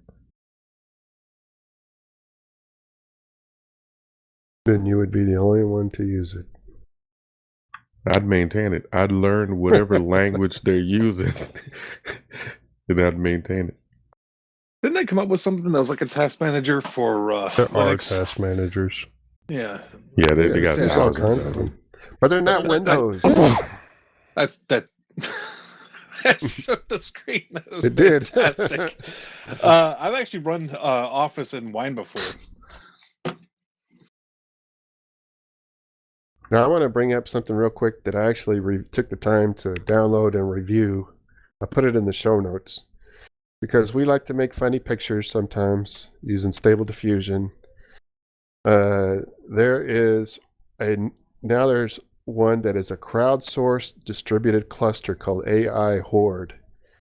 And the way I understand it works, I was going through the F-Droid store and just looking for different apps, and I put a link to the one I downloaded, and I thought it was just, it's called Open Stable Diffusion, and I thought it just did everything on your phone. But what it does is tap into something called AI Horde, and what it is, it's a pool of volunteers with powerful graphics cards that you send a request to that pool, and then they generate your image, text-to-image generation, and then you get it back on your app, or they have web interfaces and stuff like that. And it works through a currency. It's not a cryptocurrency or anything. It's called Kudos. And so if you host a Horde server, then you get so many Kudos. And you use these Kudos to get to the front of the queue for Stable Diffusion AI image generation. And you could also, because I wanted to host something, but I don't have a graphics card. But if you wanted to, they have another one that you can host that's not generation. It's like it does some kind of refining and stuff. But even that one, I don't have a computer that would be strong enough to host that. So I tried it out. You just type, just like with Stable Diffusion, you type in what you want to see, and the way it works is you make an account on AI Horde. All you need to make an account is a username, and it gives you an API key, and then you put that into your client. Or you can use it without it, but you'll be at the very back of the queue, and that keeps track of your Kudos. And so I tried it out, and it is really bad. It looks terrible. It looks like when Stable Diffusion first started out, how people would come out with stretched arms and 50 fingers and like a giant heads. That's what it looks like now. And I think the problem is that it's not actually clustering GPUs together. It's just sending your request off to a single GPU on somebody's machine, and they have whatever script running with the AI Horde server they are incentivized to generate your image as quickly as possible and send it back to you, because then they can collect more Kudos that way. And so what you get back is just a terrible mess. I don't even know if I saved any of them because they were so bad. Yeah. Does it come with free encryption? Well, there's nothing to encrypt really, because you're not using an email, you're not using anything like that, and like all they see is an API key. I mean, they said it's possible because somebody asked the question, well, can they see our text prompts? And they said it's possible they can, because the software is open source, so they could engineer it in a way that you can see our whatever, but they don't know where it's coming from. You know, they don't have access to your IP address, in other words. But I think it's a cool idea. I don't think it's implemented right. If they could somewhat, what was the program that they did, SETI at home? Isn't that what it was called? Where you would take folding. And Folding at Home was another one. Folding at Home was proteins, and SETI at Home was analyzing radio telescope signals. So, but what you did on those programs is you took a tiny portion of a problem and did it on your server or your computer, whatever you're running it on, and then you sent it back, and then it was, assembled back into the bigger protein or the bigger radio signal or whatever. It doesn't have a way to take advantage of like almost a Beowulf cluster of GPU cards to do a powerful, image generation. So you're just somebody may have a 4 gigabyte NVIDIA GPU from 10 years ago, and that's what you're generating on, and they're trying to get your image out as quickly as possible. So I like the idea of crowdsourcing this, because they talk about how they don't want AI to be in the hands of corporations only. It should be available to the people. But I think the way it's implemented, at least the results that I got, are really bad. And they don't look at all like the examples they have here on the website. So I just wanted to bring that up since I tried it out. I like the concept, but I think the implementation needs a lot of work. If they could find some way to chain everybody's GPUs together, and then you'd have a really powerful generator there to spit out your image. That would, I think that's what like OpenAI and Gemini do, with ChatGPT and Google's Gemini. So, well, I think what'll happen if they do that, like if they pull it off, they get sued into oblivion. Why would they get sued? Because all of that stuff uses copyrighted content. Yeah, but so are all these other companies, Yeah, but they have a lot of money defending them. They can pay for lawyers. Whoever's got this project going, you think they can pay for lawyers to avoid the lawsuit? Well, this project is just an open source server. I mean, they're not, you choose whether you want to host it yourself or not. You can't, I don't think there's a way to sue the people that make, just like you couldn't sue a person that made BitTorrent software, No, but you can get YouTube DL kicked off of GitHub. Yeah, you could, but wasn't it reinstated? Well, they got kicked off of GitHub because they were using specific images and videos that were copyrighted. In the examples. Yeah. But like, here, steal from Taylor Swift using our product. Yeah, that was it exactly. Yep. So anyway, that's kind of my review of that. And there's one other thing I want to bring up since we're talking about AI. And that was a news story that came out that it cracked me up. Some of the things that went on. It happened in England, I think. Supposedly it was called a Willy Wonka's Wonderland. And it was in Scotland. Okay. I saw that. They just so what happened was this company, this event promotion company, put on this I don't know. It was supposed to be kind of like a theme park based on Willy Wonka.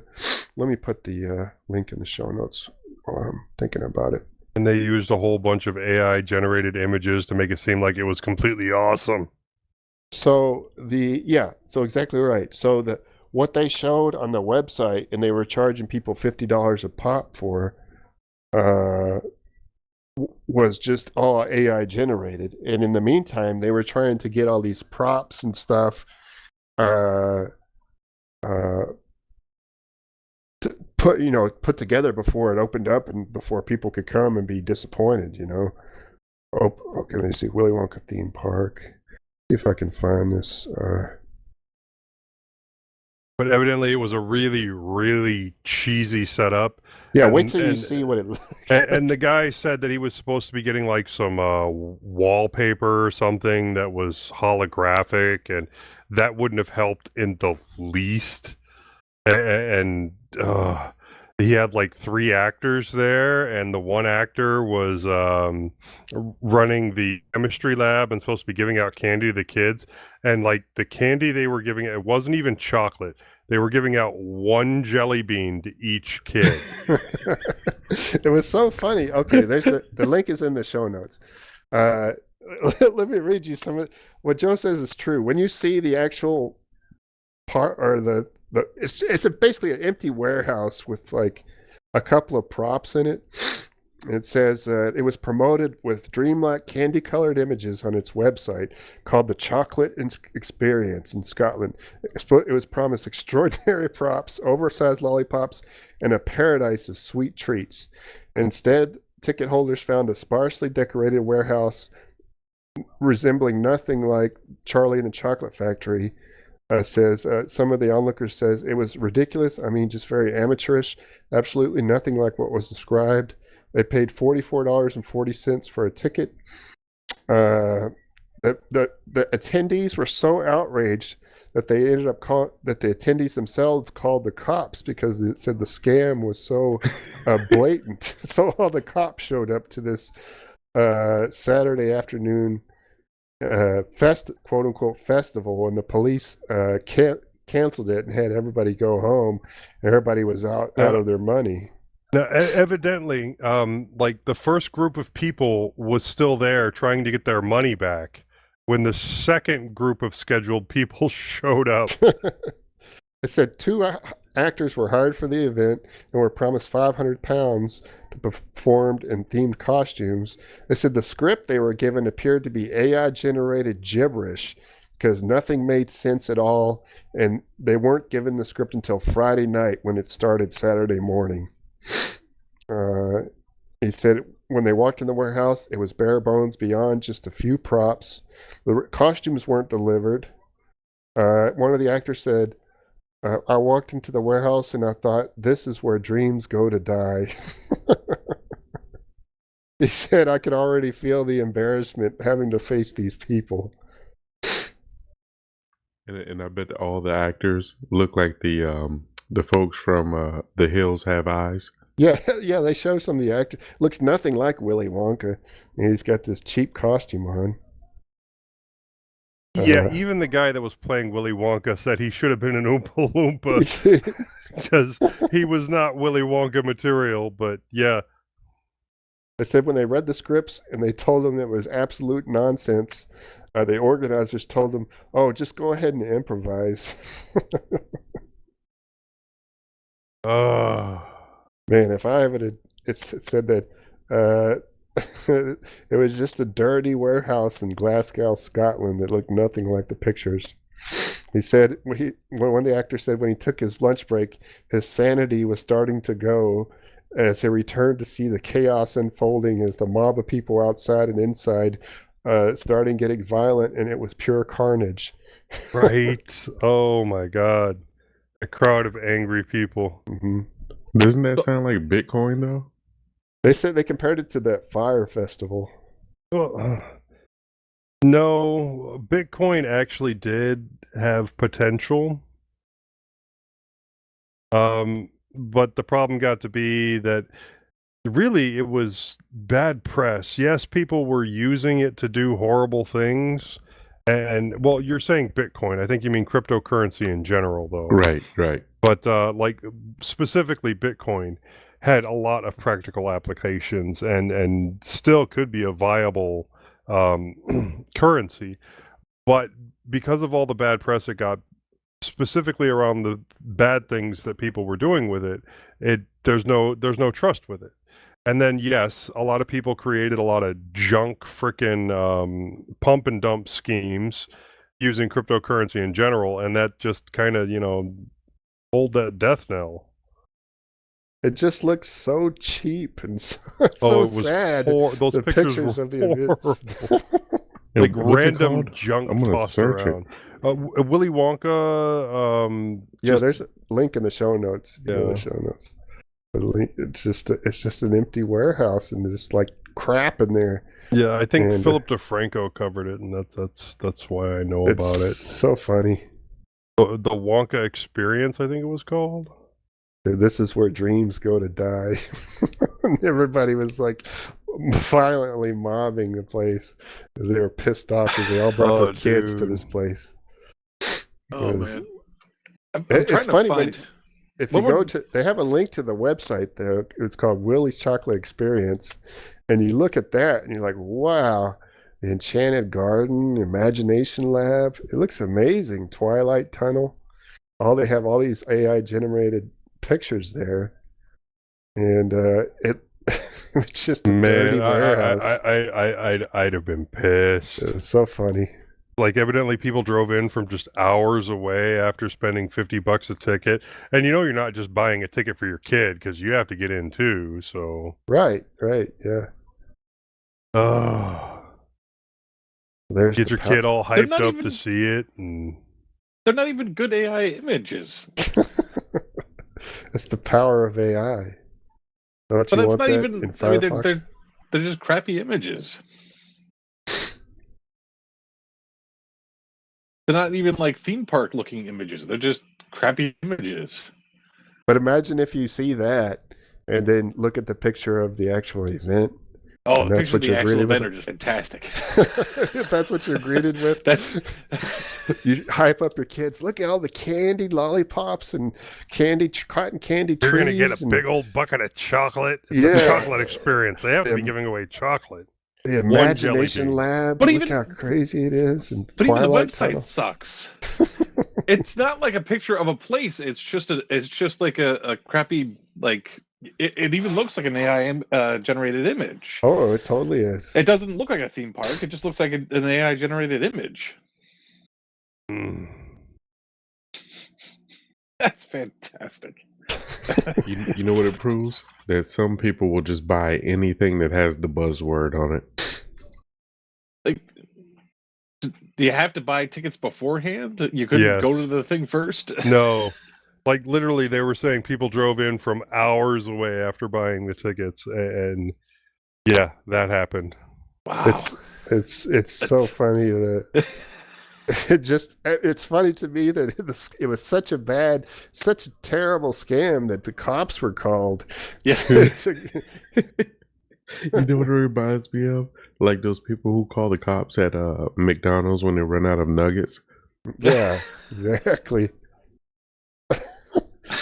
Like, here, let me post this link. Ours has some more funny pictures of the warehouse. Yeah, I put it in the show notes. Check out that link. It's just awful. Yeah, that's how it was. The Twilight Tunnel. It's just like a cardboard rainbow sitting on the concrete that you walk under. If I was a kid, I'd be pissed off too.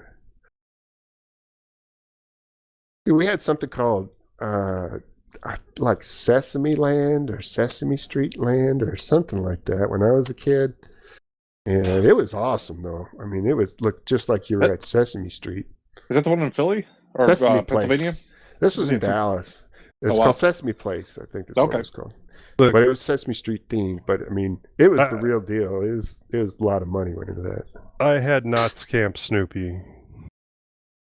What in was the it middle, called? Knott's Camp Snoopy, okay. KNOTTS, Yeah. I think. How was that? It's in the middle of the Mall of America, and it was basically, a freaking carnival right there.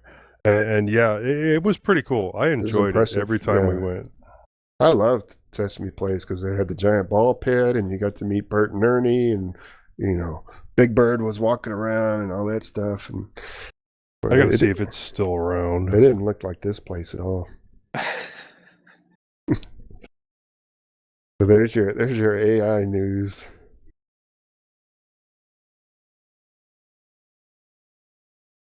You know what that means, right? Now you It's got to time for the movie? generate some AI images for Buster's house and convince people that that's the new chocolate factory. Yeah.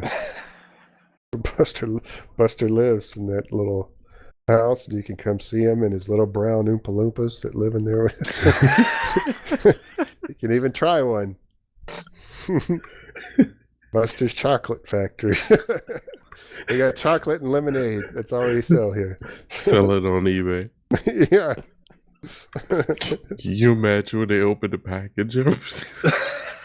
Yeah, I need to change the the title of his little webcam there to Buster's Chocolate Factory. So evidently, Knott's Camp Snoopy is now known as Nickelodeon Universe.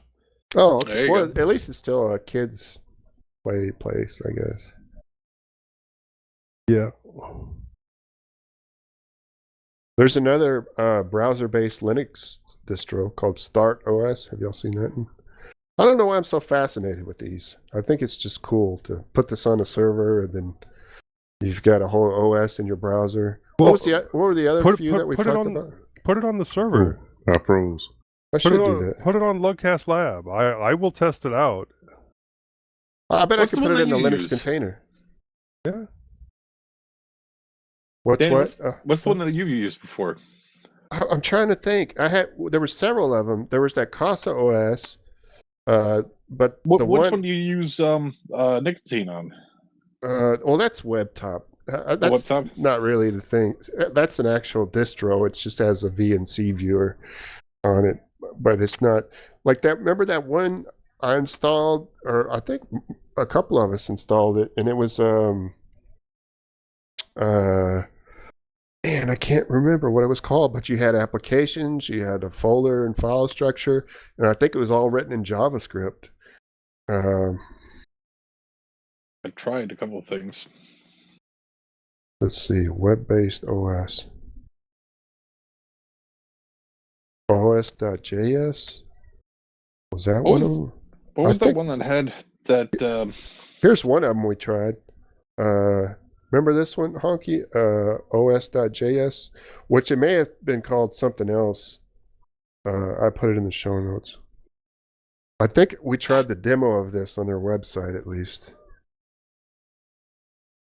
And it's got like its own version of GIMP and stuff, and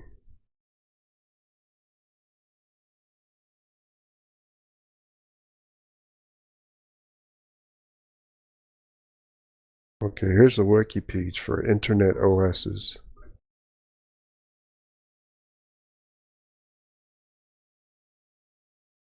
It doesn't really say.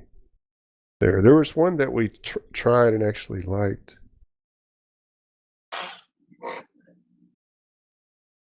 Talus OS? Sounds familiar. What is it called? Talus, T-A-L-O-S OS? Oh, yeah, because I swore you said phallus OS. That'd be interesting. That's a whole other one. Oh, speaking of phallus, I got a quick joke for you. So two deer are walking out of a gay bar, and one turns to the other and says, damn, I can't believe I blew over $40 in that place.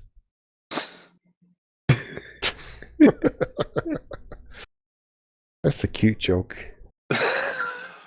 Damn, I can't believe I laughed at that.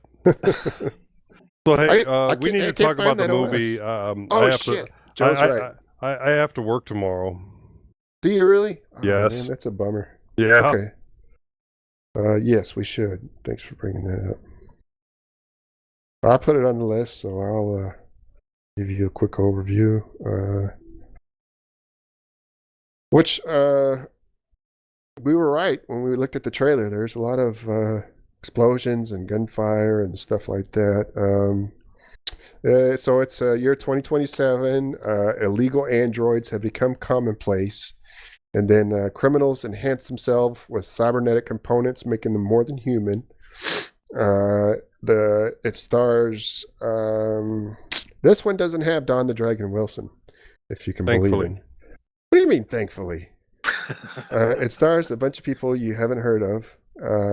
Breon James, you might recognize that name. He's a character actor. You know, he was Kowalski in Blade Runner, and he's been in a bunch of movies. Character actor. Let's see. Alex Rain is the assassin bounty hunter for the LAPD. He's attacked by the Red Army Hammerheads, nearly killed by the surviving leader, Rosaria. He resists her assertion that he is a robot. Actually, you know, we don't really need to go through the whole plot because I don't think that's really necessary. let me give you the synopsis on IMDb. That's a lot quicker.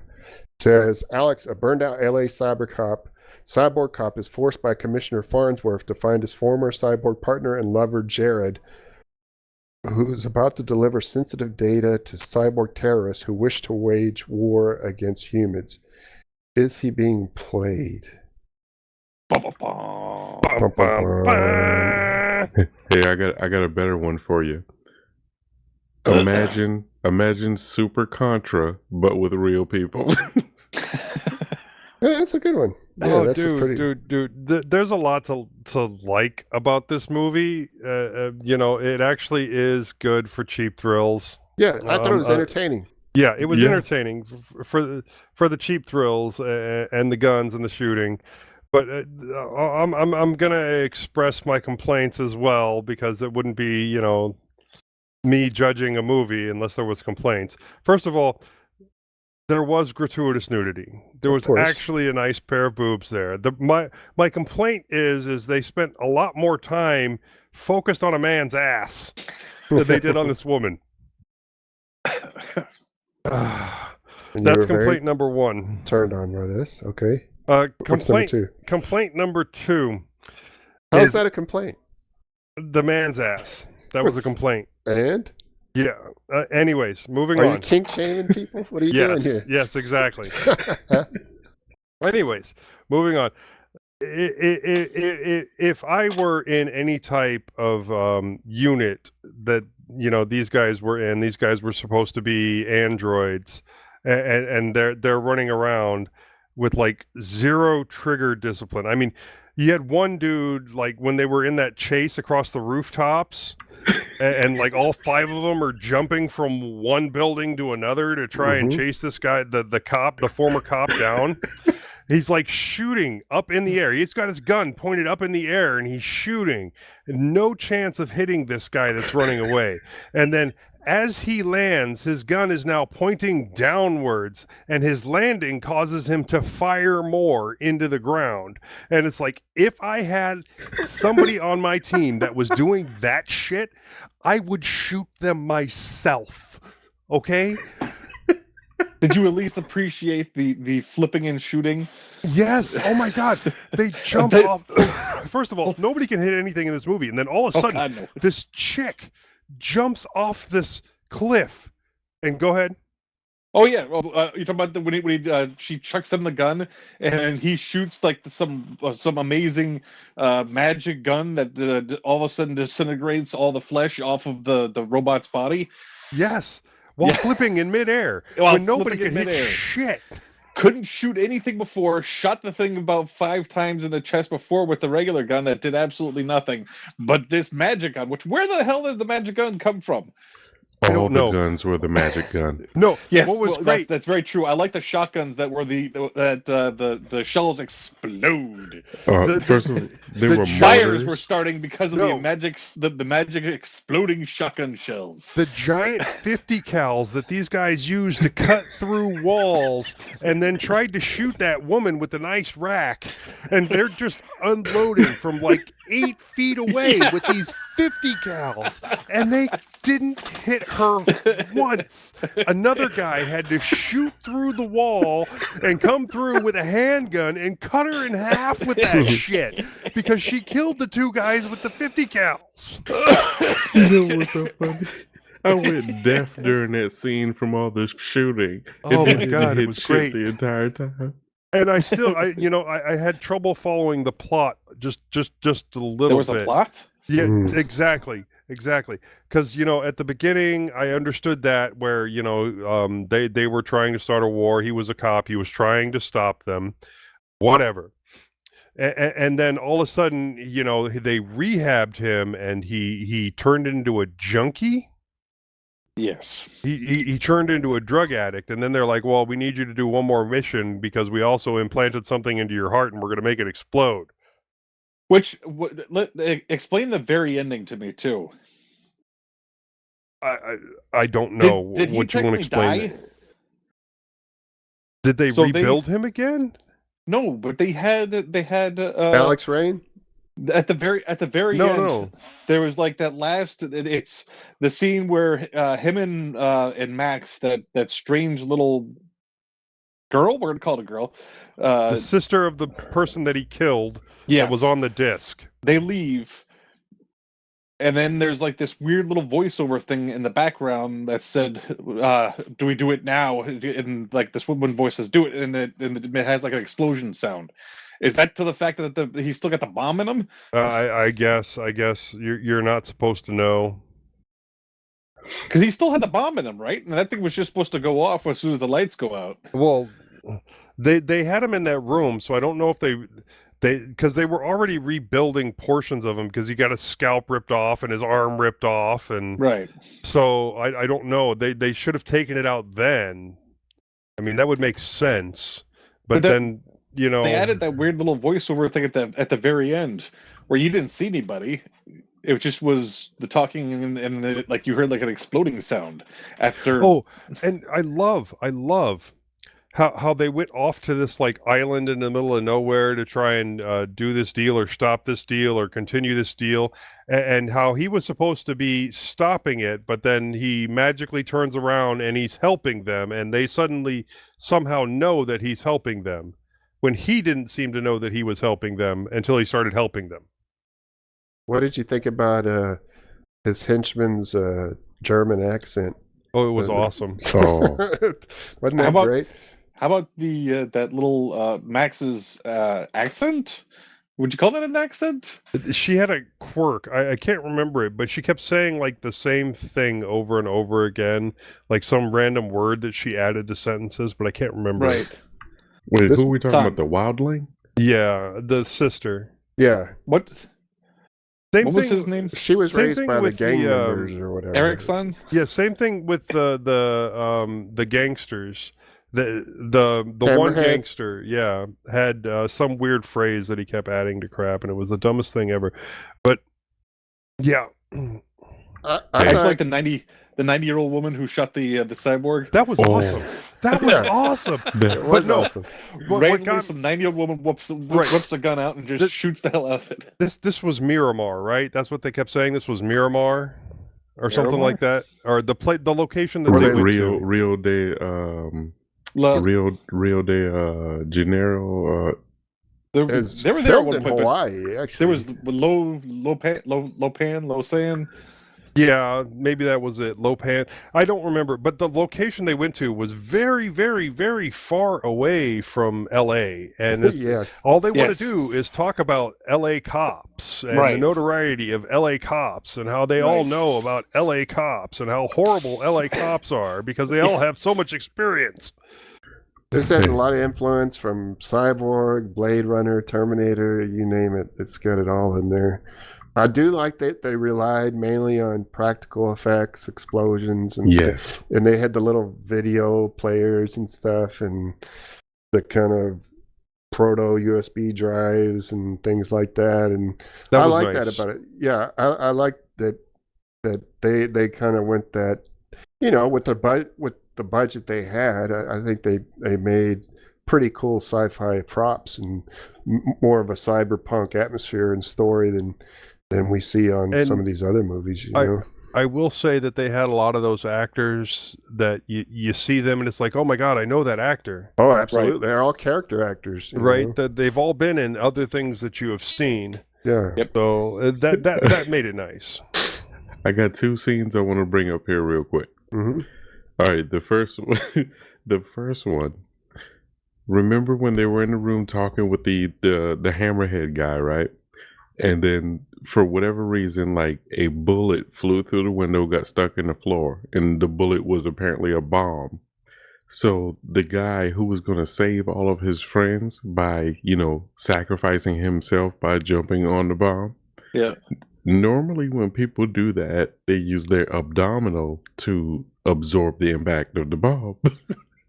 This guy jumped on it with his junk. That's a good observation.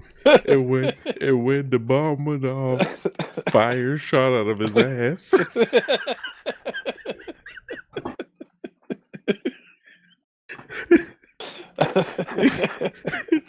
It was the funniest. So he covered the bomb with his junk. Fire shot out of his ass and blew him. It's the little things that make the great movies, you know.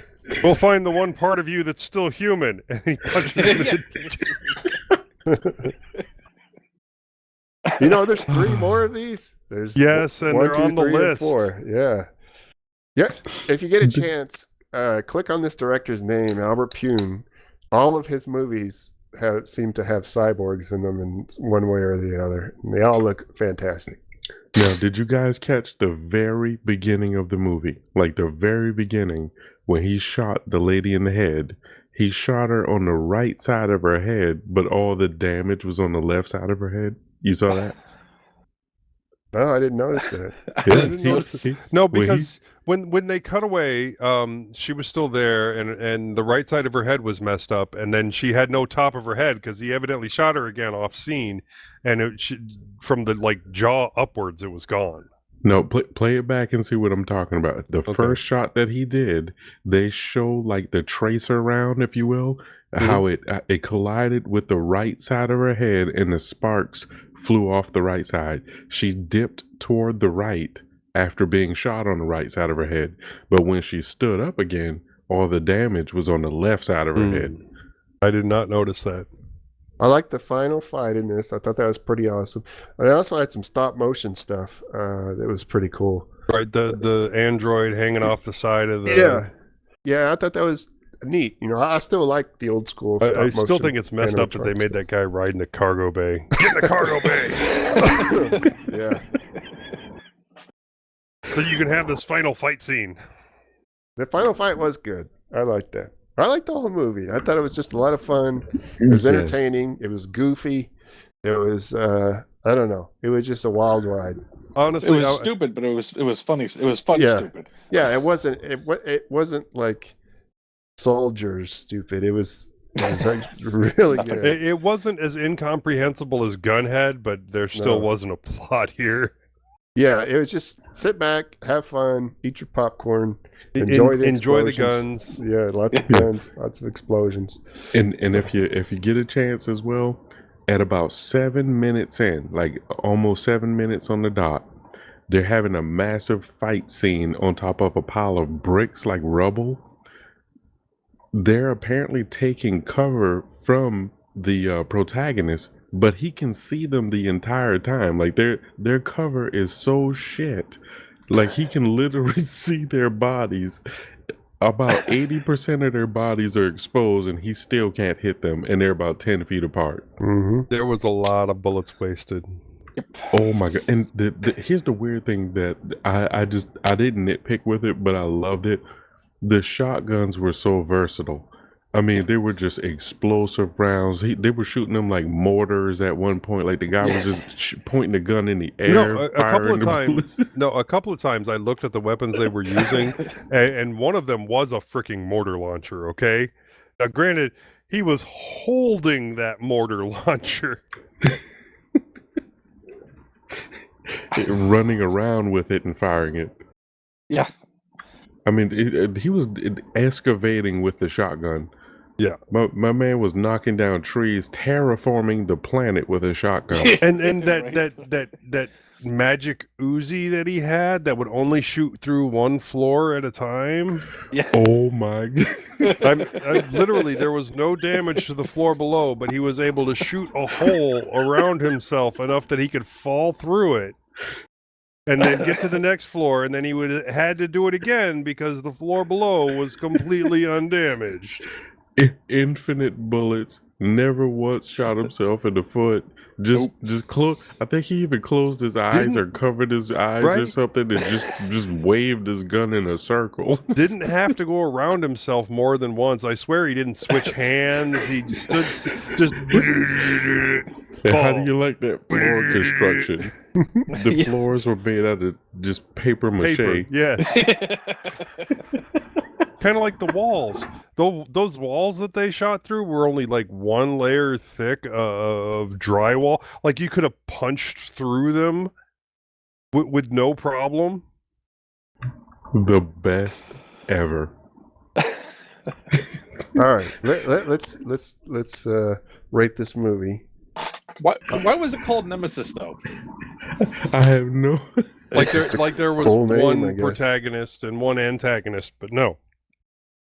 Do we all give it a thumbs up? Sure. Thumbs up. All right. It was fun. I will Stars. say It was fun. It was so terrible, but it was also so fun. Yes. Thumbs up. All right. Let's pick the next one real quick. Don't say Nemesis 2. Yeah. It could be. You never know. Let's see.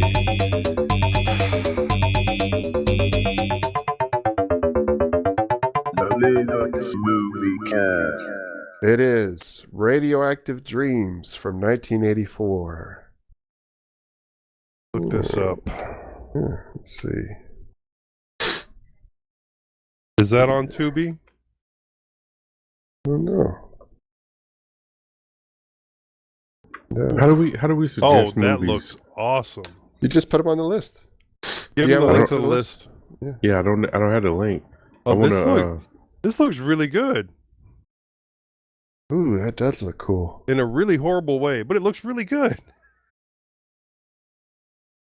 After nuclear war, Philip Hammer and Marlo Chandler have spent 15 years on their own in a bunker, stuffed with junk from the 40s and old detective novels. Now 19 years old, they leave their shelter to find a world full of mutants, freaks, and cannibals. They become famous detectives in the struggle for the two keys that could fire the last nuclear weapon.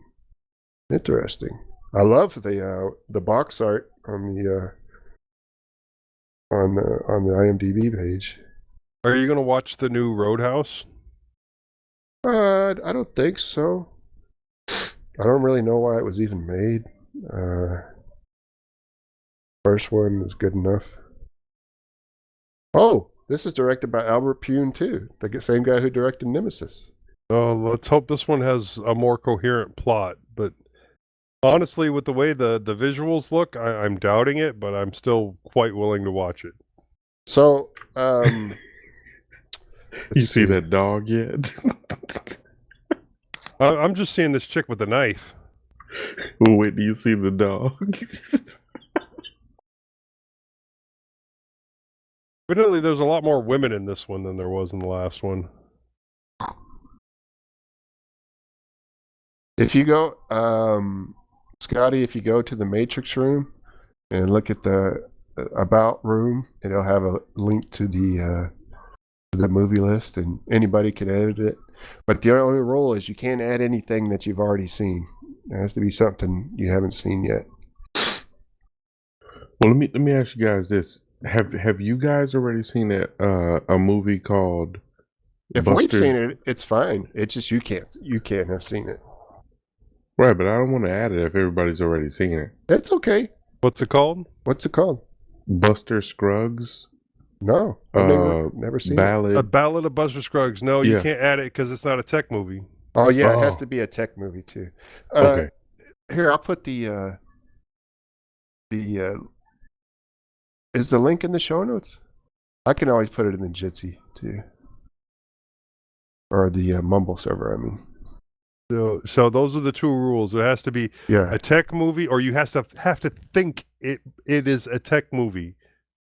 Yeah, it can't be a movie. We've had some mistakes. Yes, we've had some huge mistakes.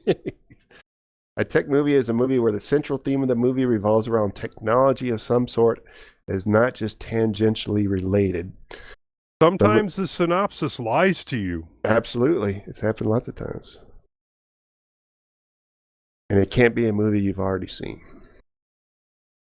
Oh, Somebody somebody else else has to seen log it. in. That is fine. No, you don't have to log in. You shouldn't have to. It took me to a Nextcloud and said log in. What? Hang on a second. You shouldn't have to log in at all. Links in the show notes. I haven't been there since I reformatted. Let me see. Let me go to a private tab. I think Radioactive Dream is on YouTube. No, you don't have to log in, Scotty. It's the bottom link one, right? The Nextcloud link. Is it Back shift Minix. No. is it /s/3 QLZMFTPR like that? No, this one just says it says movie list and then it has nextcloud.minnix.dev. Yeah. Where are you getting that link from? The show notes? No, it's on the Lugcast at Matrix. Oh, that's where I got it. Oh, there we go. It just changed. Oh, okay. Maybe you just had to wait a little bit.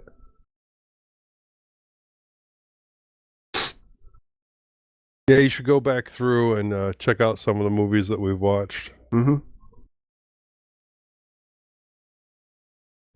Oh, there we go. It's up. Including the greatest sci-fi movie of all time, Not The Last Starfighter. The Last Starfighter. I just said not that one. Well, This is and that one has Sneakers. 2 stars. Sneakers is good. If you haven't watched Sneakers, you need to watch Sneakers. Oh, absolutely. Yeah, that's a those- classic for sure. Are those on YouTube? Sneakers? No. Sneakers? I bet Joe has them on his server. I will probably put Radioactive Dreams, a link to the download in the Matrix room. By the way, in the Matrix room, if the movie isn't on Tubi or a free service like that, we'll put a download link to the movie that you can watch. I put a link to it. It's on YouTube.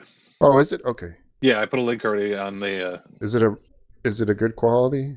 I don't know how good the quality is, but it's there. Apparently, they have a director's cut version on the YouTube too. I think. Let's see. There's this That one. means if it sucks, I can watch it at 2x. That's right. Radioactive Dreams US theatrical cut.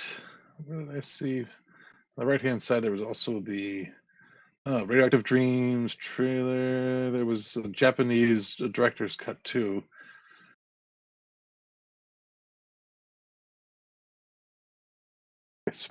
Forgotten Movies Treasures. Isn't that the channel you were talking about? What's it called? Forgotten movie treasure. Movie treasures. No, we were talking about vintage action. I think. Ooh, there's a lot of good movies here.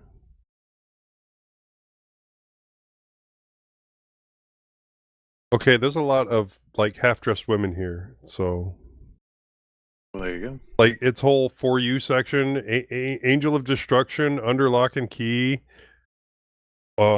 Princess Warrior. I mean, it's all like mostly undressed women. Phoenix the Warrior, Silk 2, Fatal Justice, all mostly naked women. A Time to Die, Chameleon, and then you get Space Jacked. And then you're back to, half-dressed women with Hollywood Boulevard 2, Intent to Kill with Tracy Lords. Oh, can't forget about Vicious Lips. I've seen that Intent to Kill. I think Lady Avenger. she plays like a cop or something. Angel Fist, which is a martial arts movie with some scantily clad women. If y'all want to see a cool, what do you call it, kung fu movie, there's one on Tubi called Nine Venoms, but the real name of it is Nine Demons. It's an old school 80s kung fu movie. It's really good. I watched it the other night. Wow, we should just add all the movies that they have here onto this list. Go ahead. I mean, Moonbase, As Good as Dead, A Time to Die, Time Tracers, World Gone Wild, Total Reality, Wired to Kill, Space Jacked.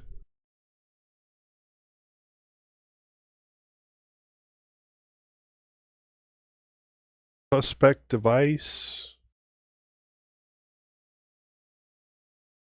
Holy shit. Stark Raving Mad, all 22 episodes, 1999 sitcom with Neil Patrick Harris and Tony Shalhoub. I didn't know they worked together. Tony Shalhoub and Neil Patrick Harris. Yeah. That's a strange pairing there. Digital Man. Oh, A can't straight forget that one. rip-off of RoboCop. Yeah, you missed Digital Man, Scotty. That was, It's on here. that was an interesting movie. His description of it was pretty good. I'm gonna have to go ahead and give that one a look. See, digital man. Digital man. Oh, you know what else they have on here? Triangle man. They have virtual assassin on here. Do they really? Yes. And On the cyber Dragon tracker. Oh wow. So they have all the classics. Mm-hmm. Oof, American Kickboxer.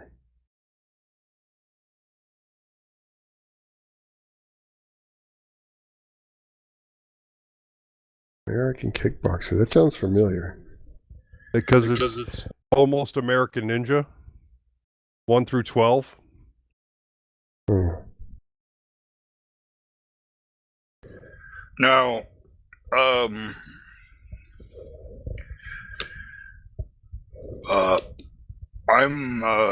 running out of gas, guys. Yeah, I gotta get going.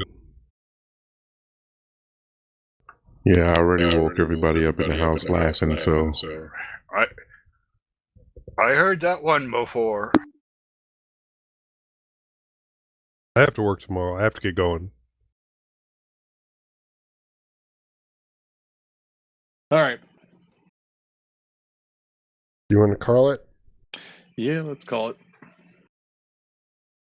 Let's see. All right. Our next recording date will be. Oh, you're going to do the. Go ahead. Our next recording date will be March 15th, 2024.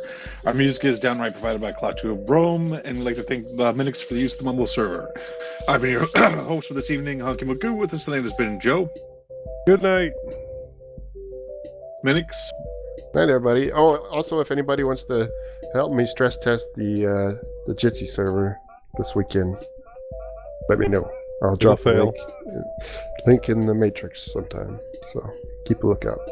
Okay. Netminer. Good night, all. Take care, Jackie and friends. Joe. Sure. And Scotty. good night.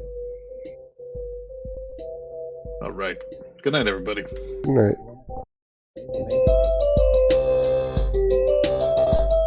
Linux is amazing. Good night, everybody. Good night, everybody. Good night, everybody.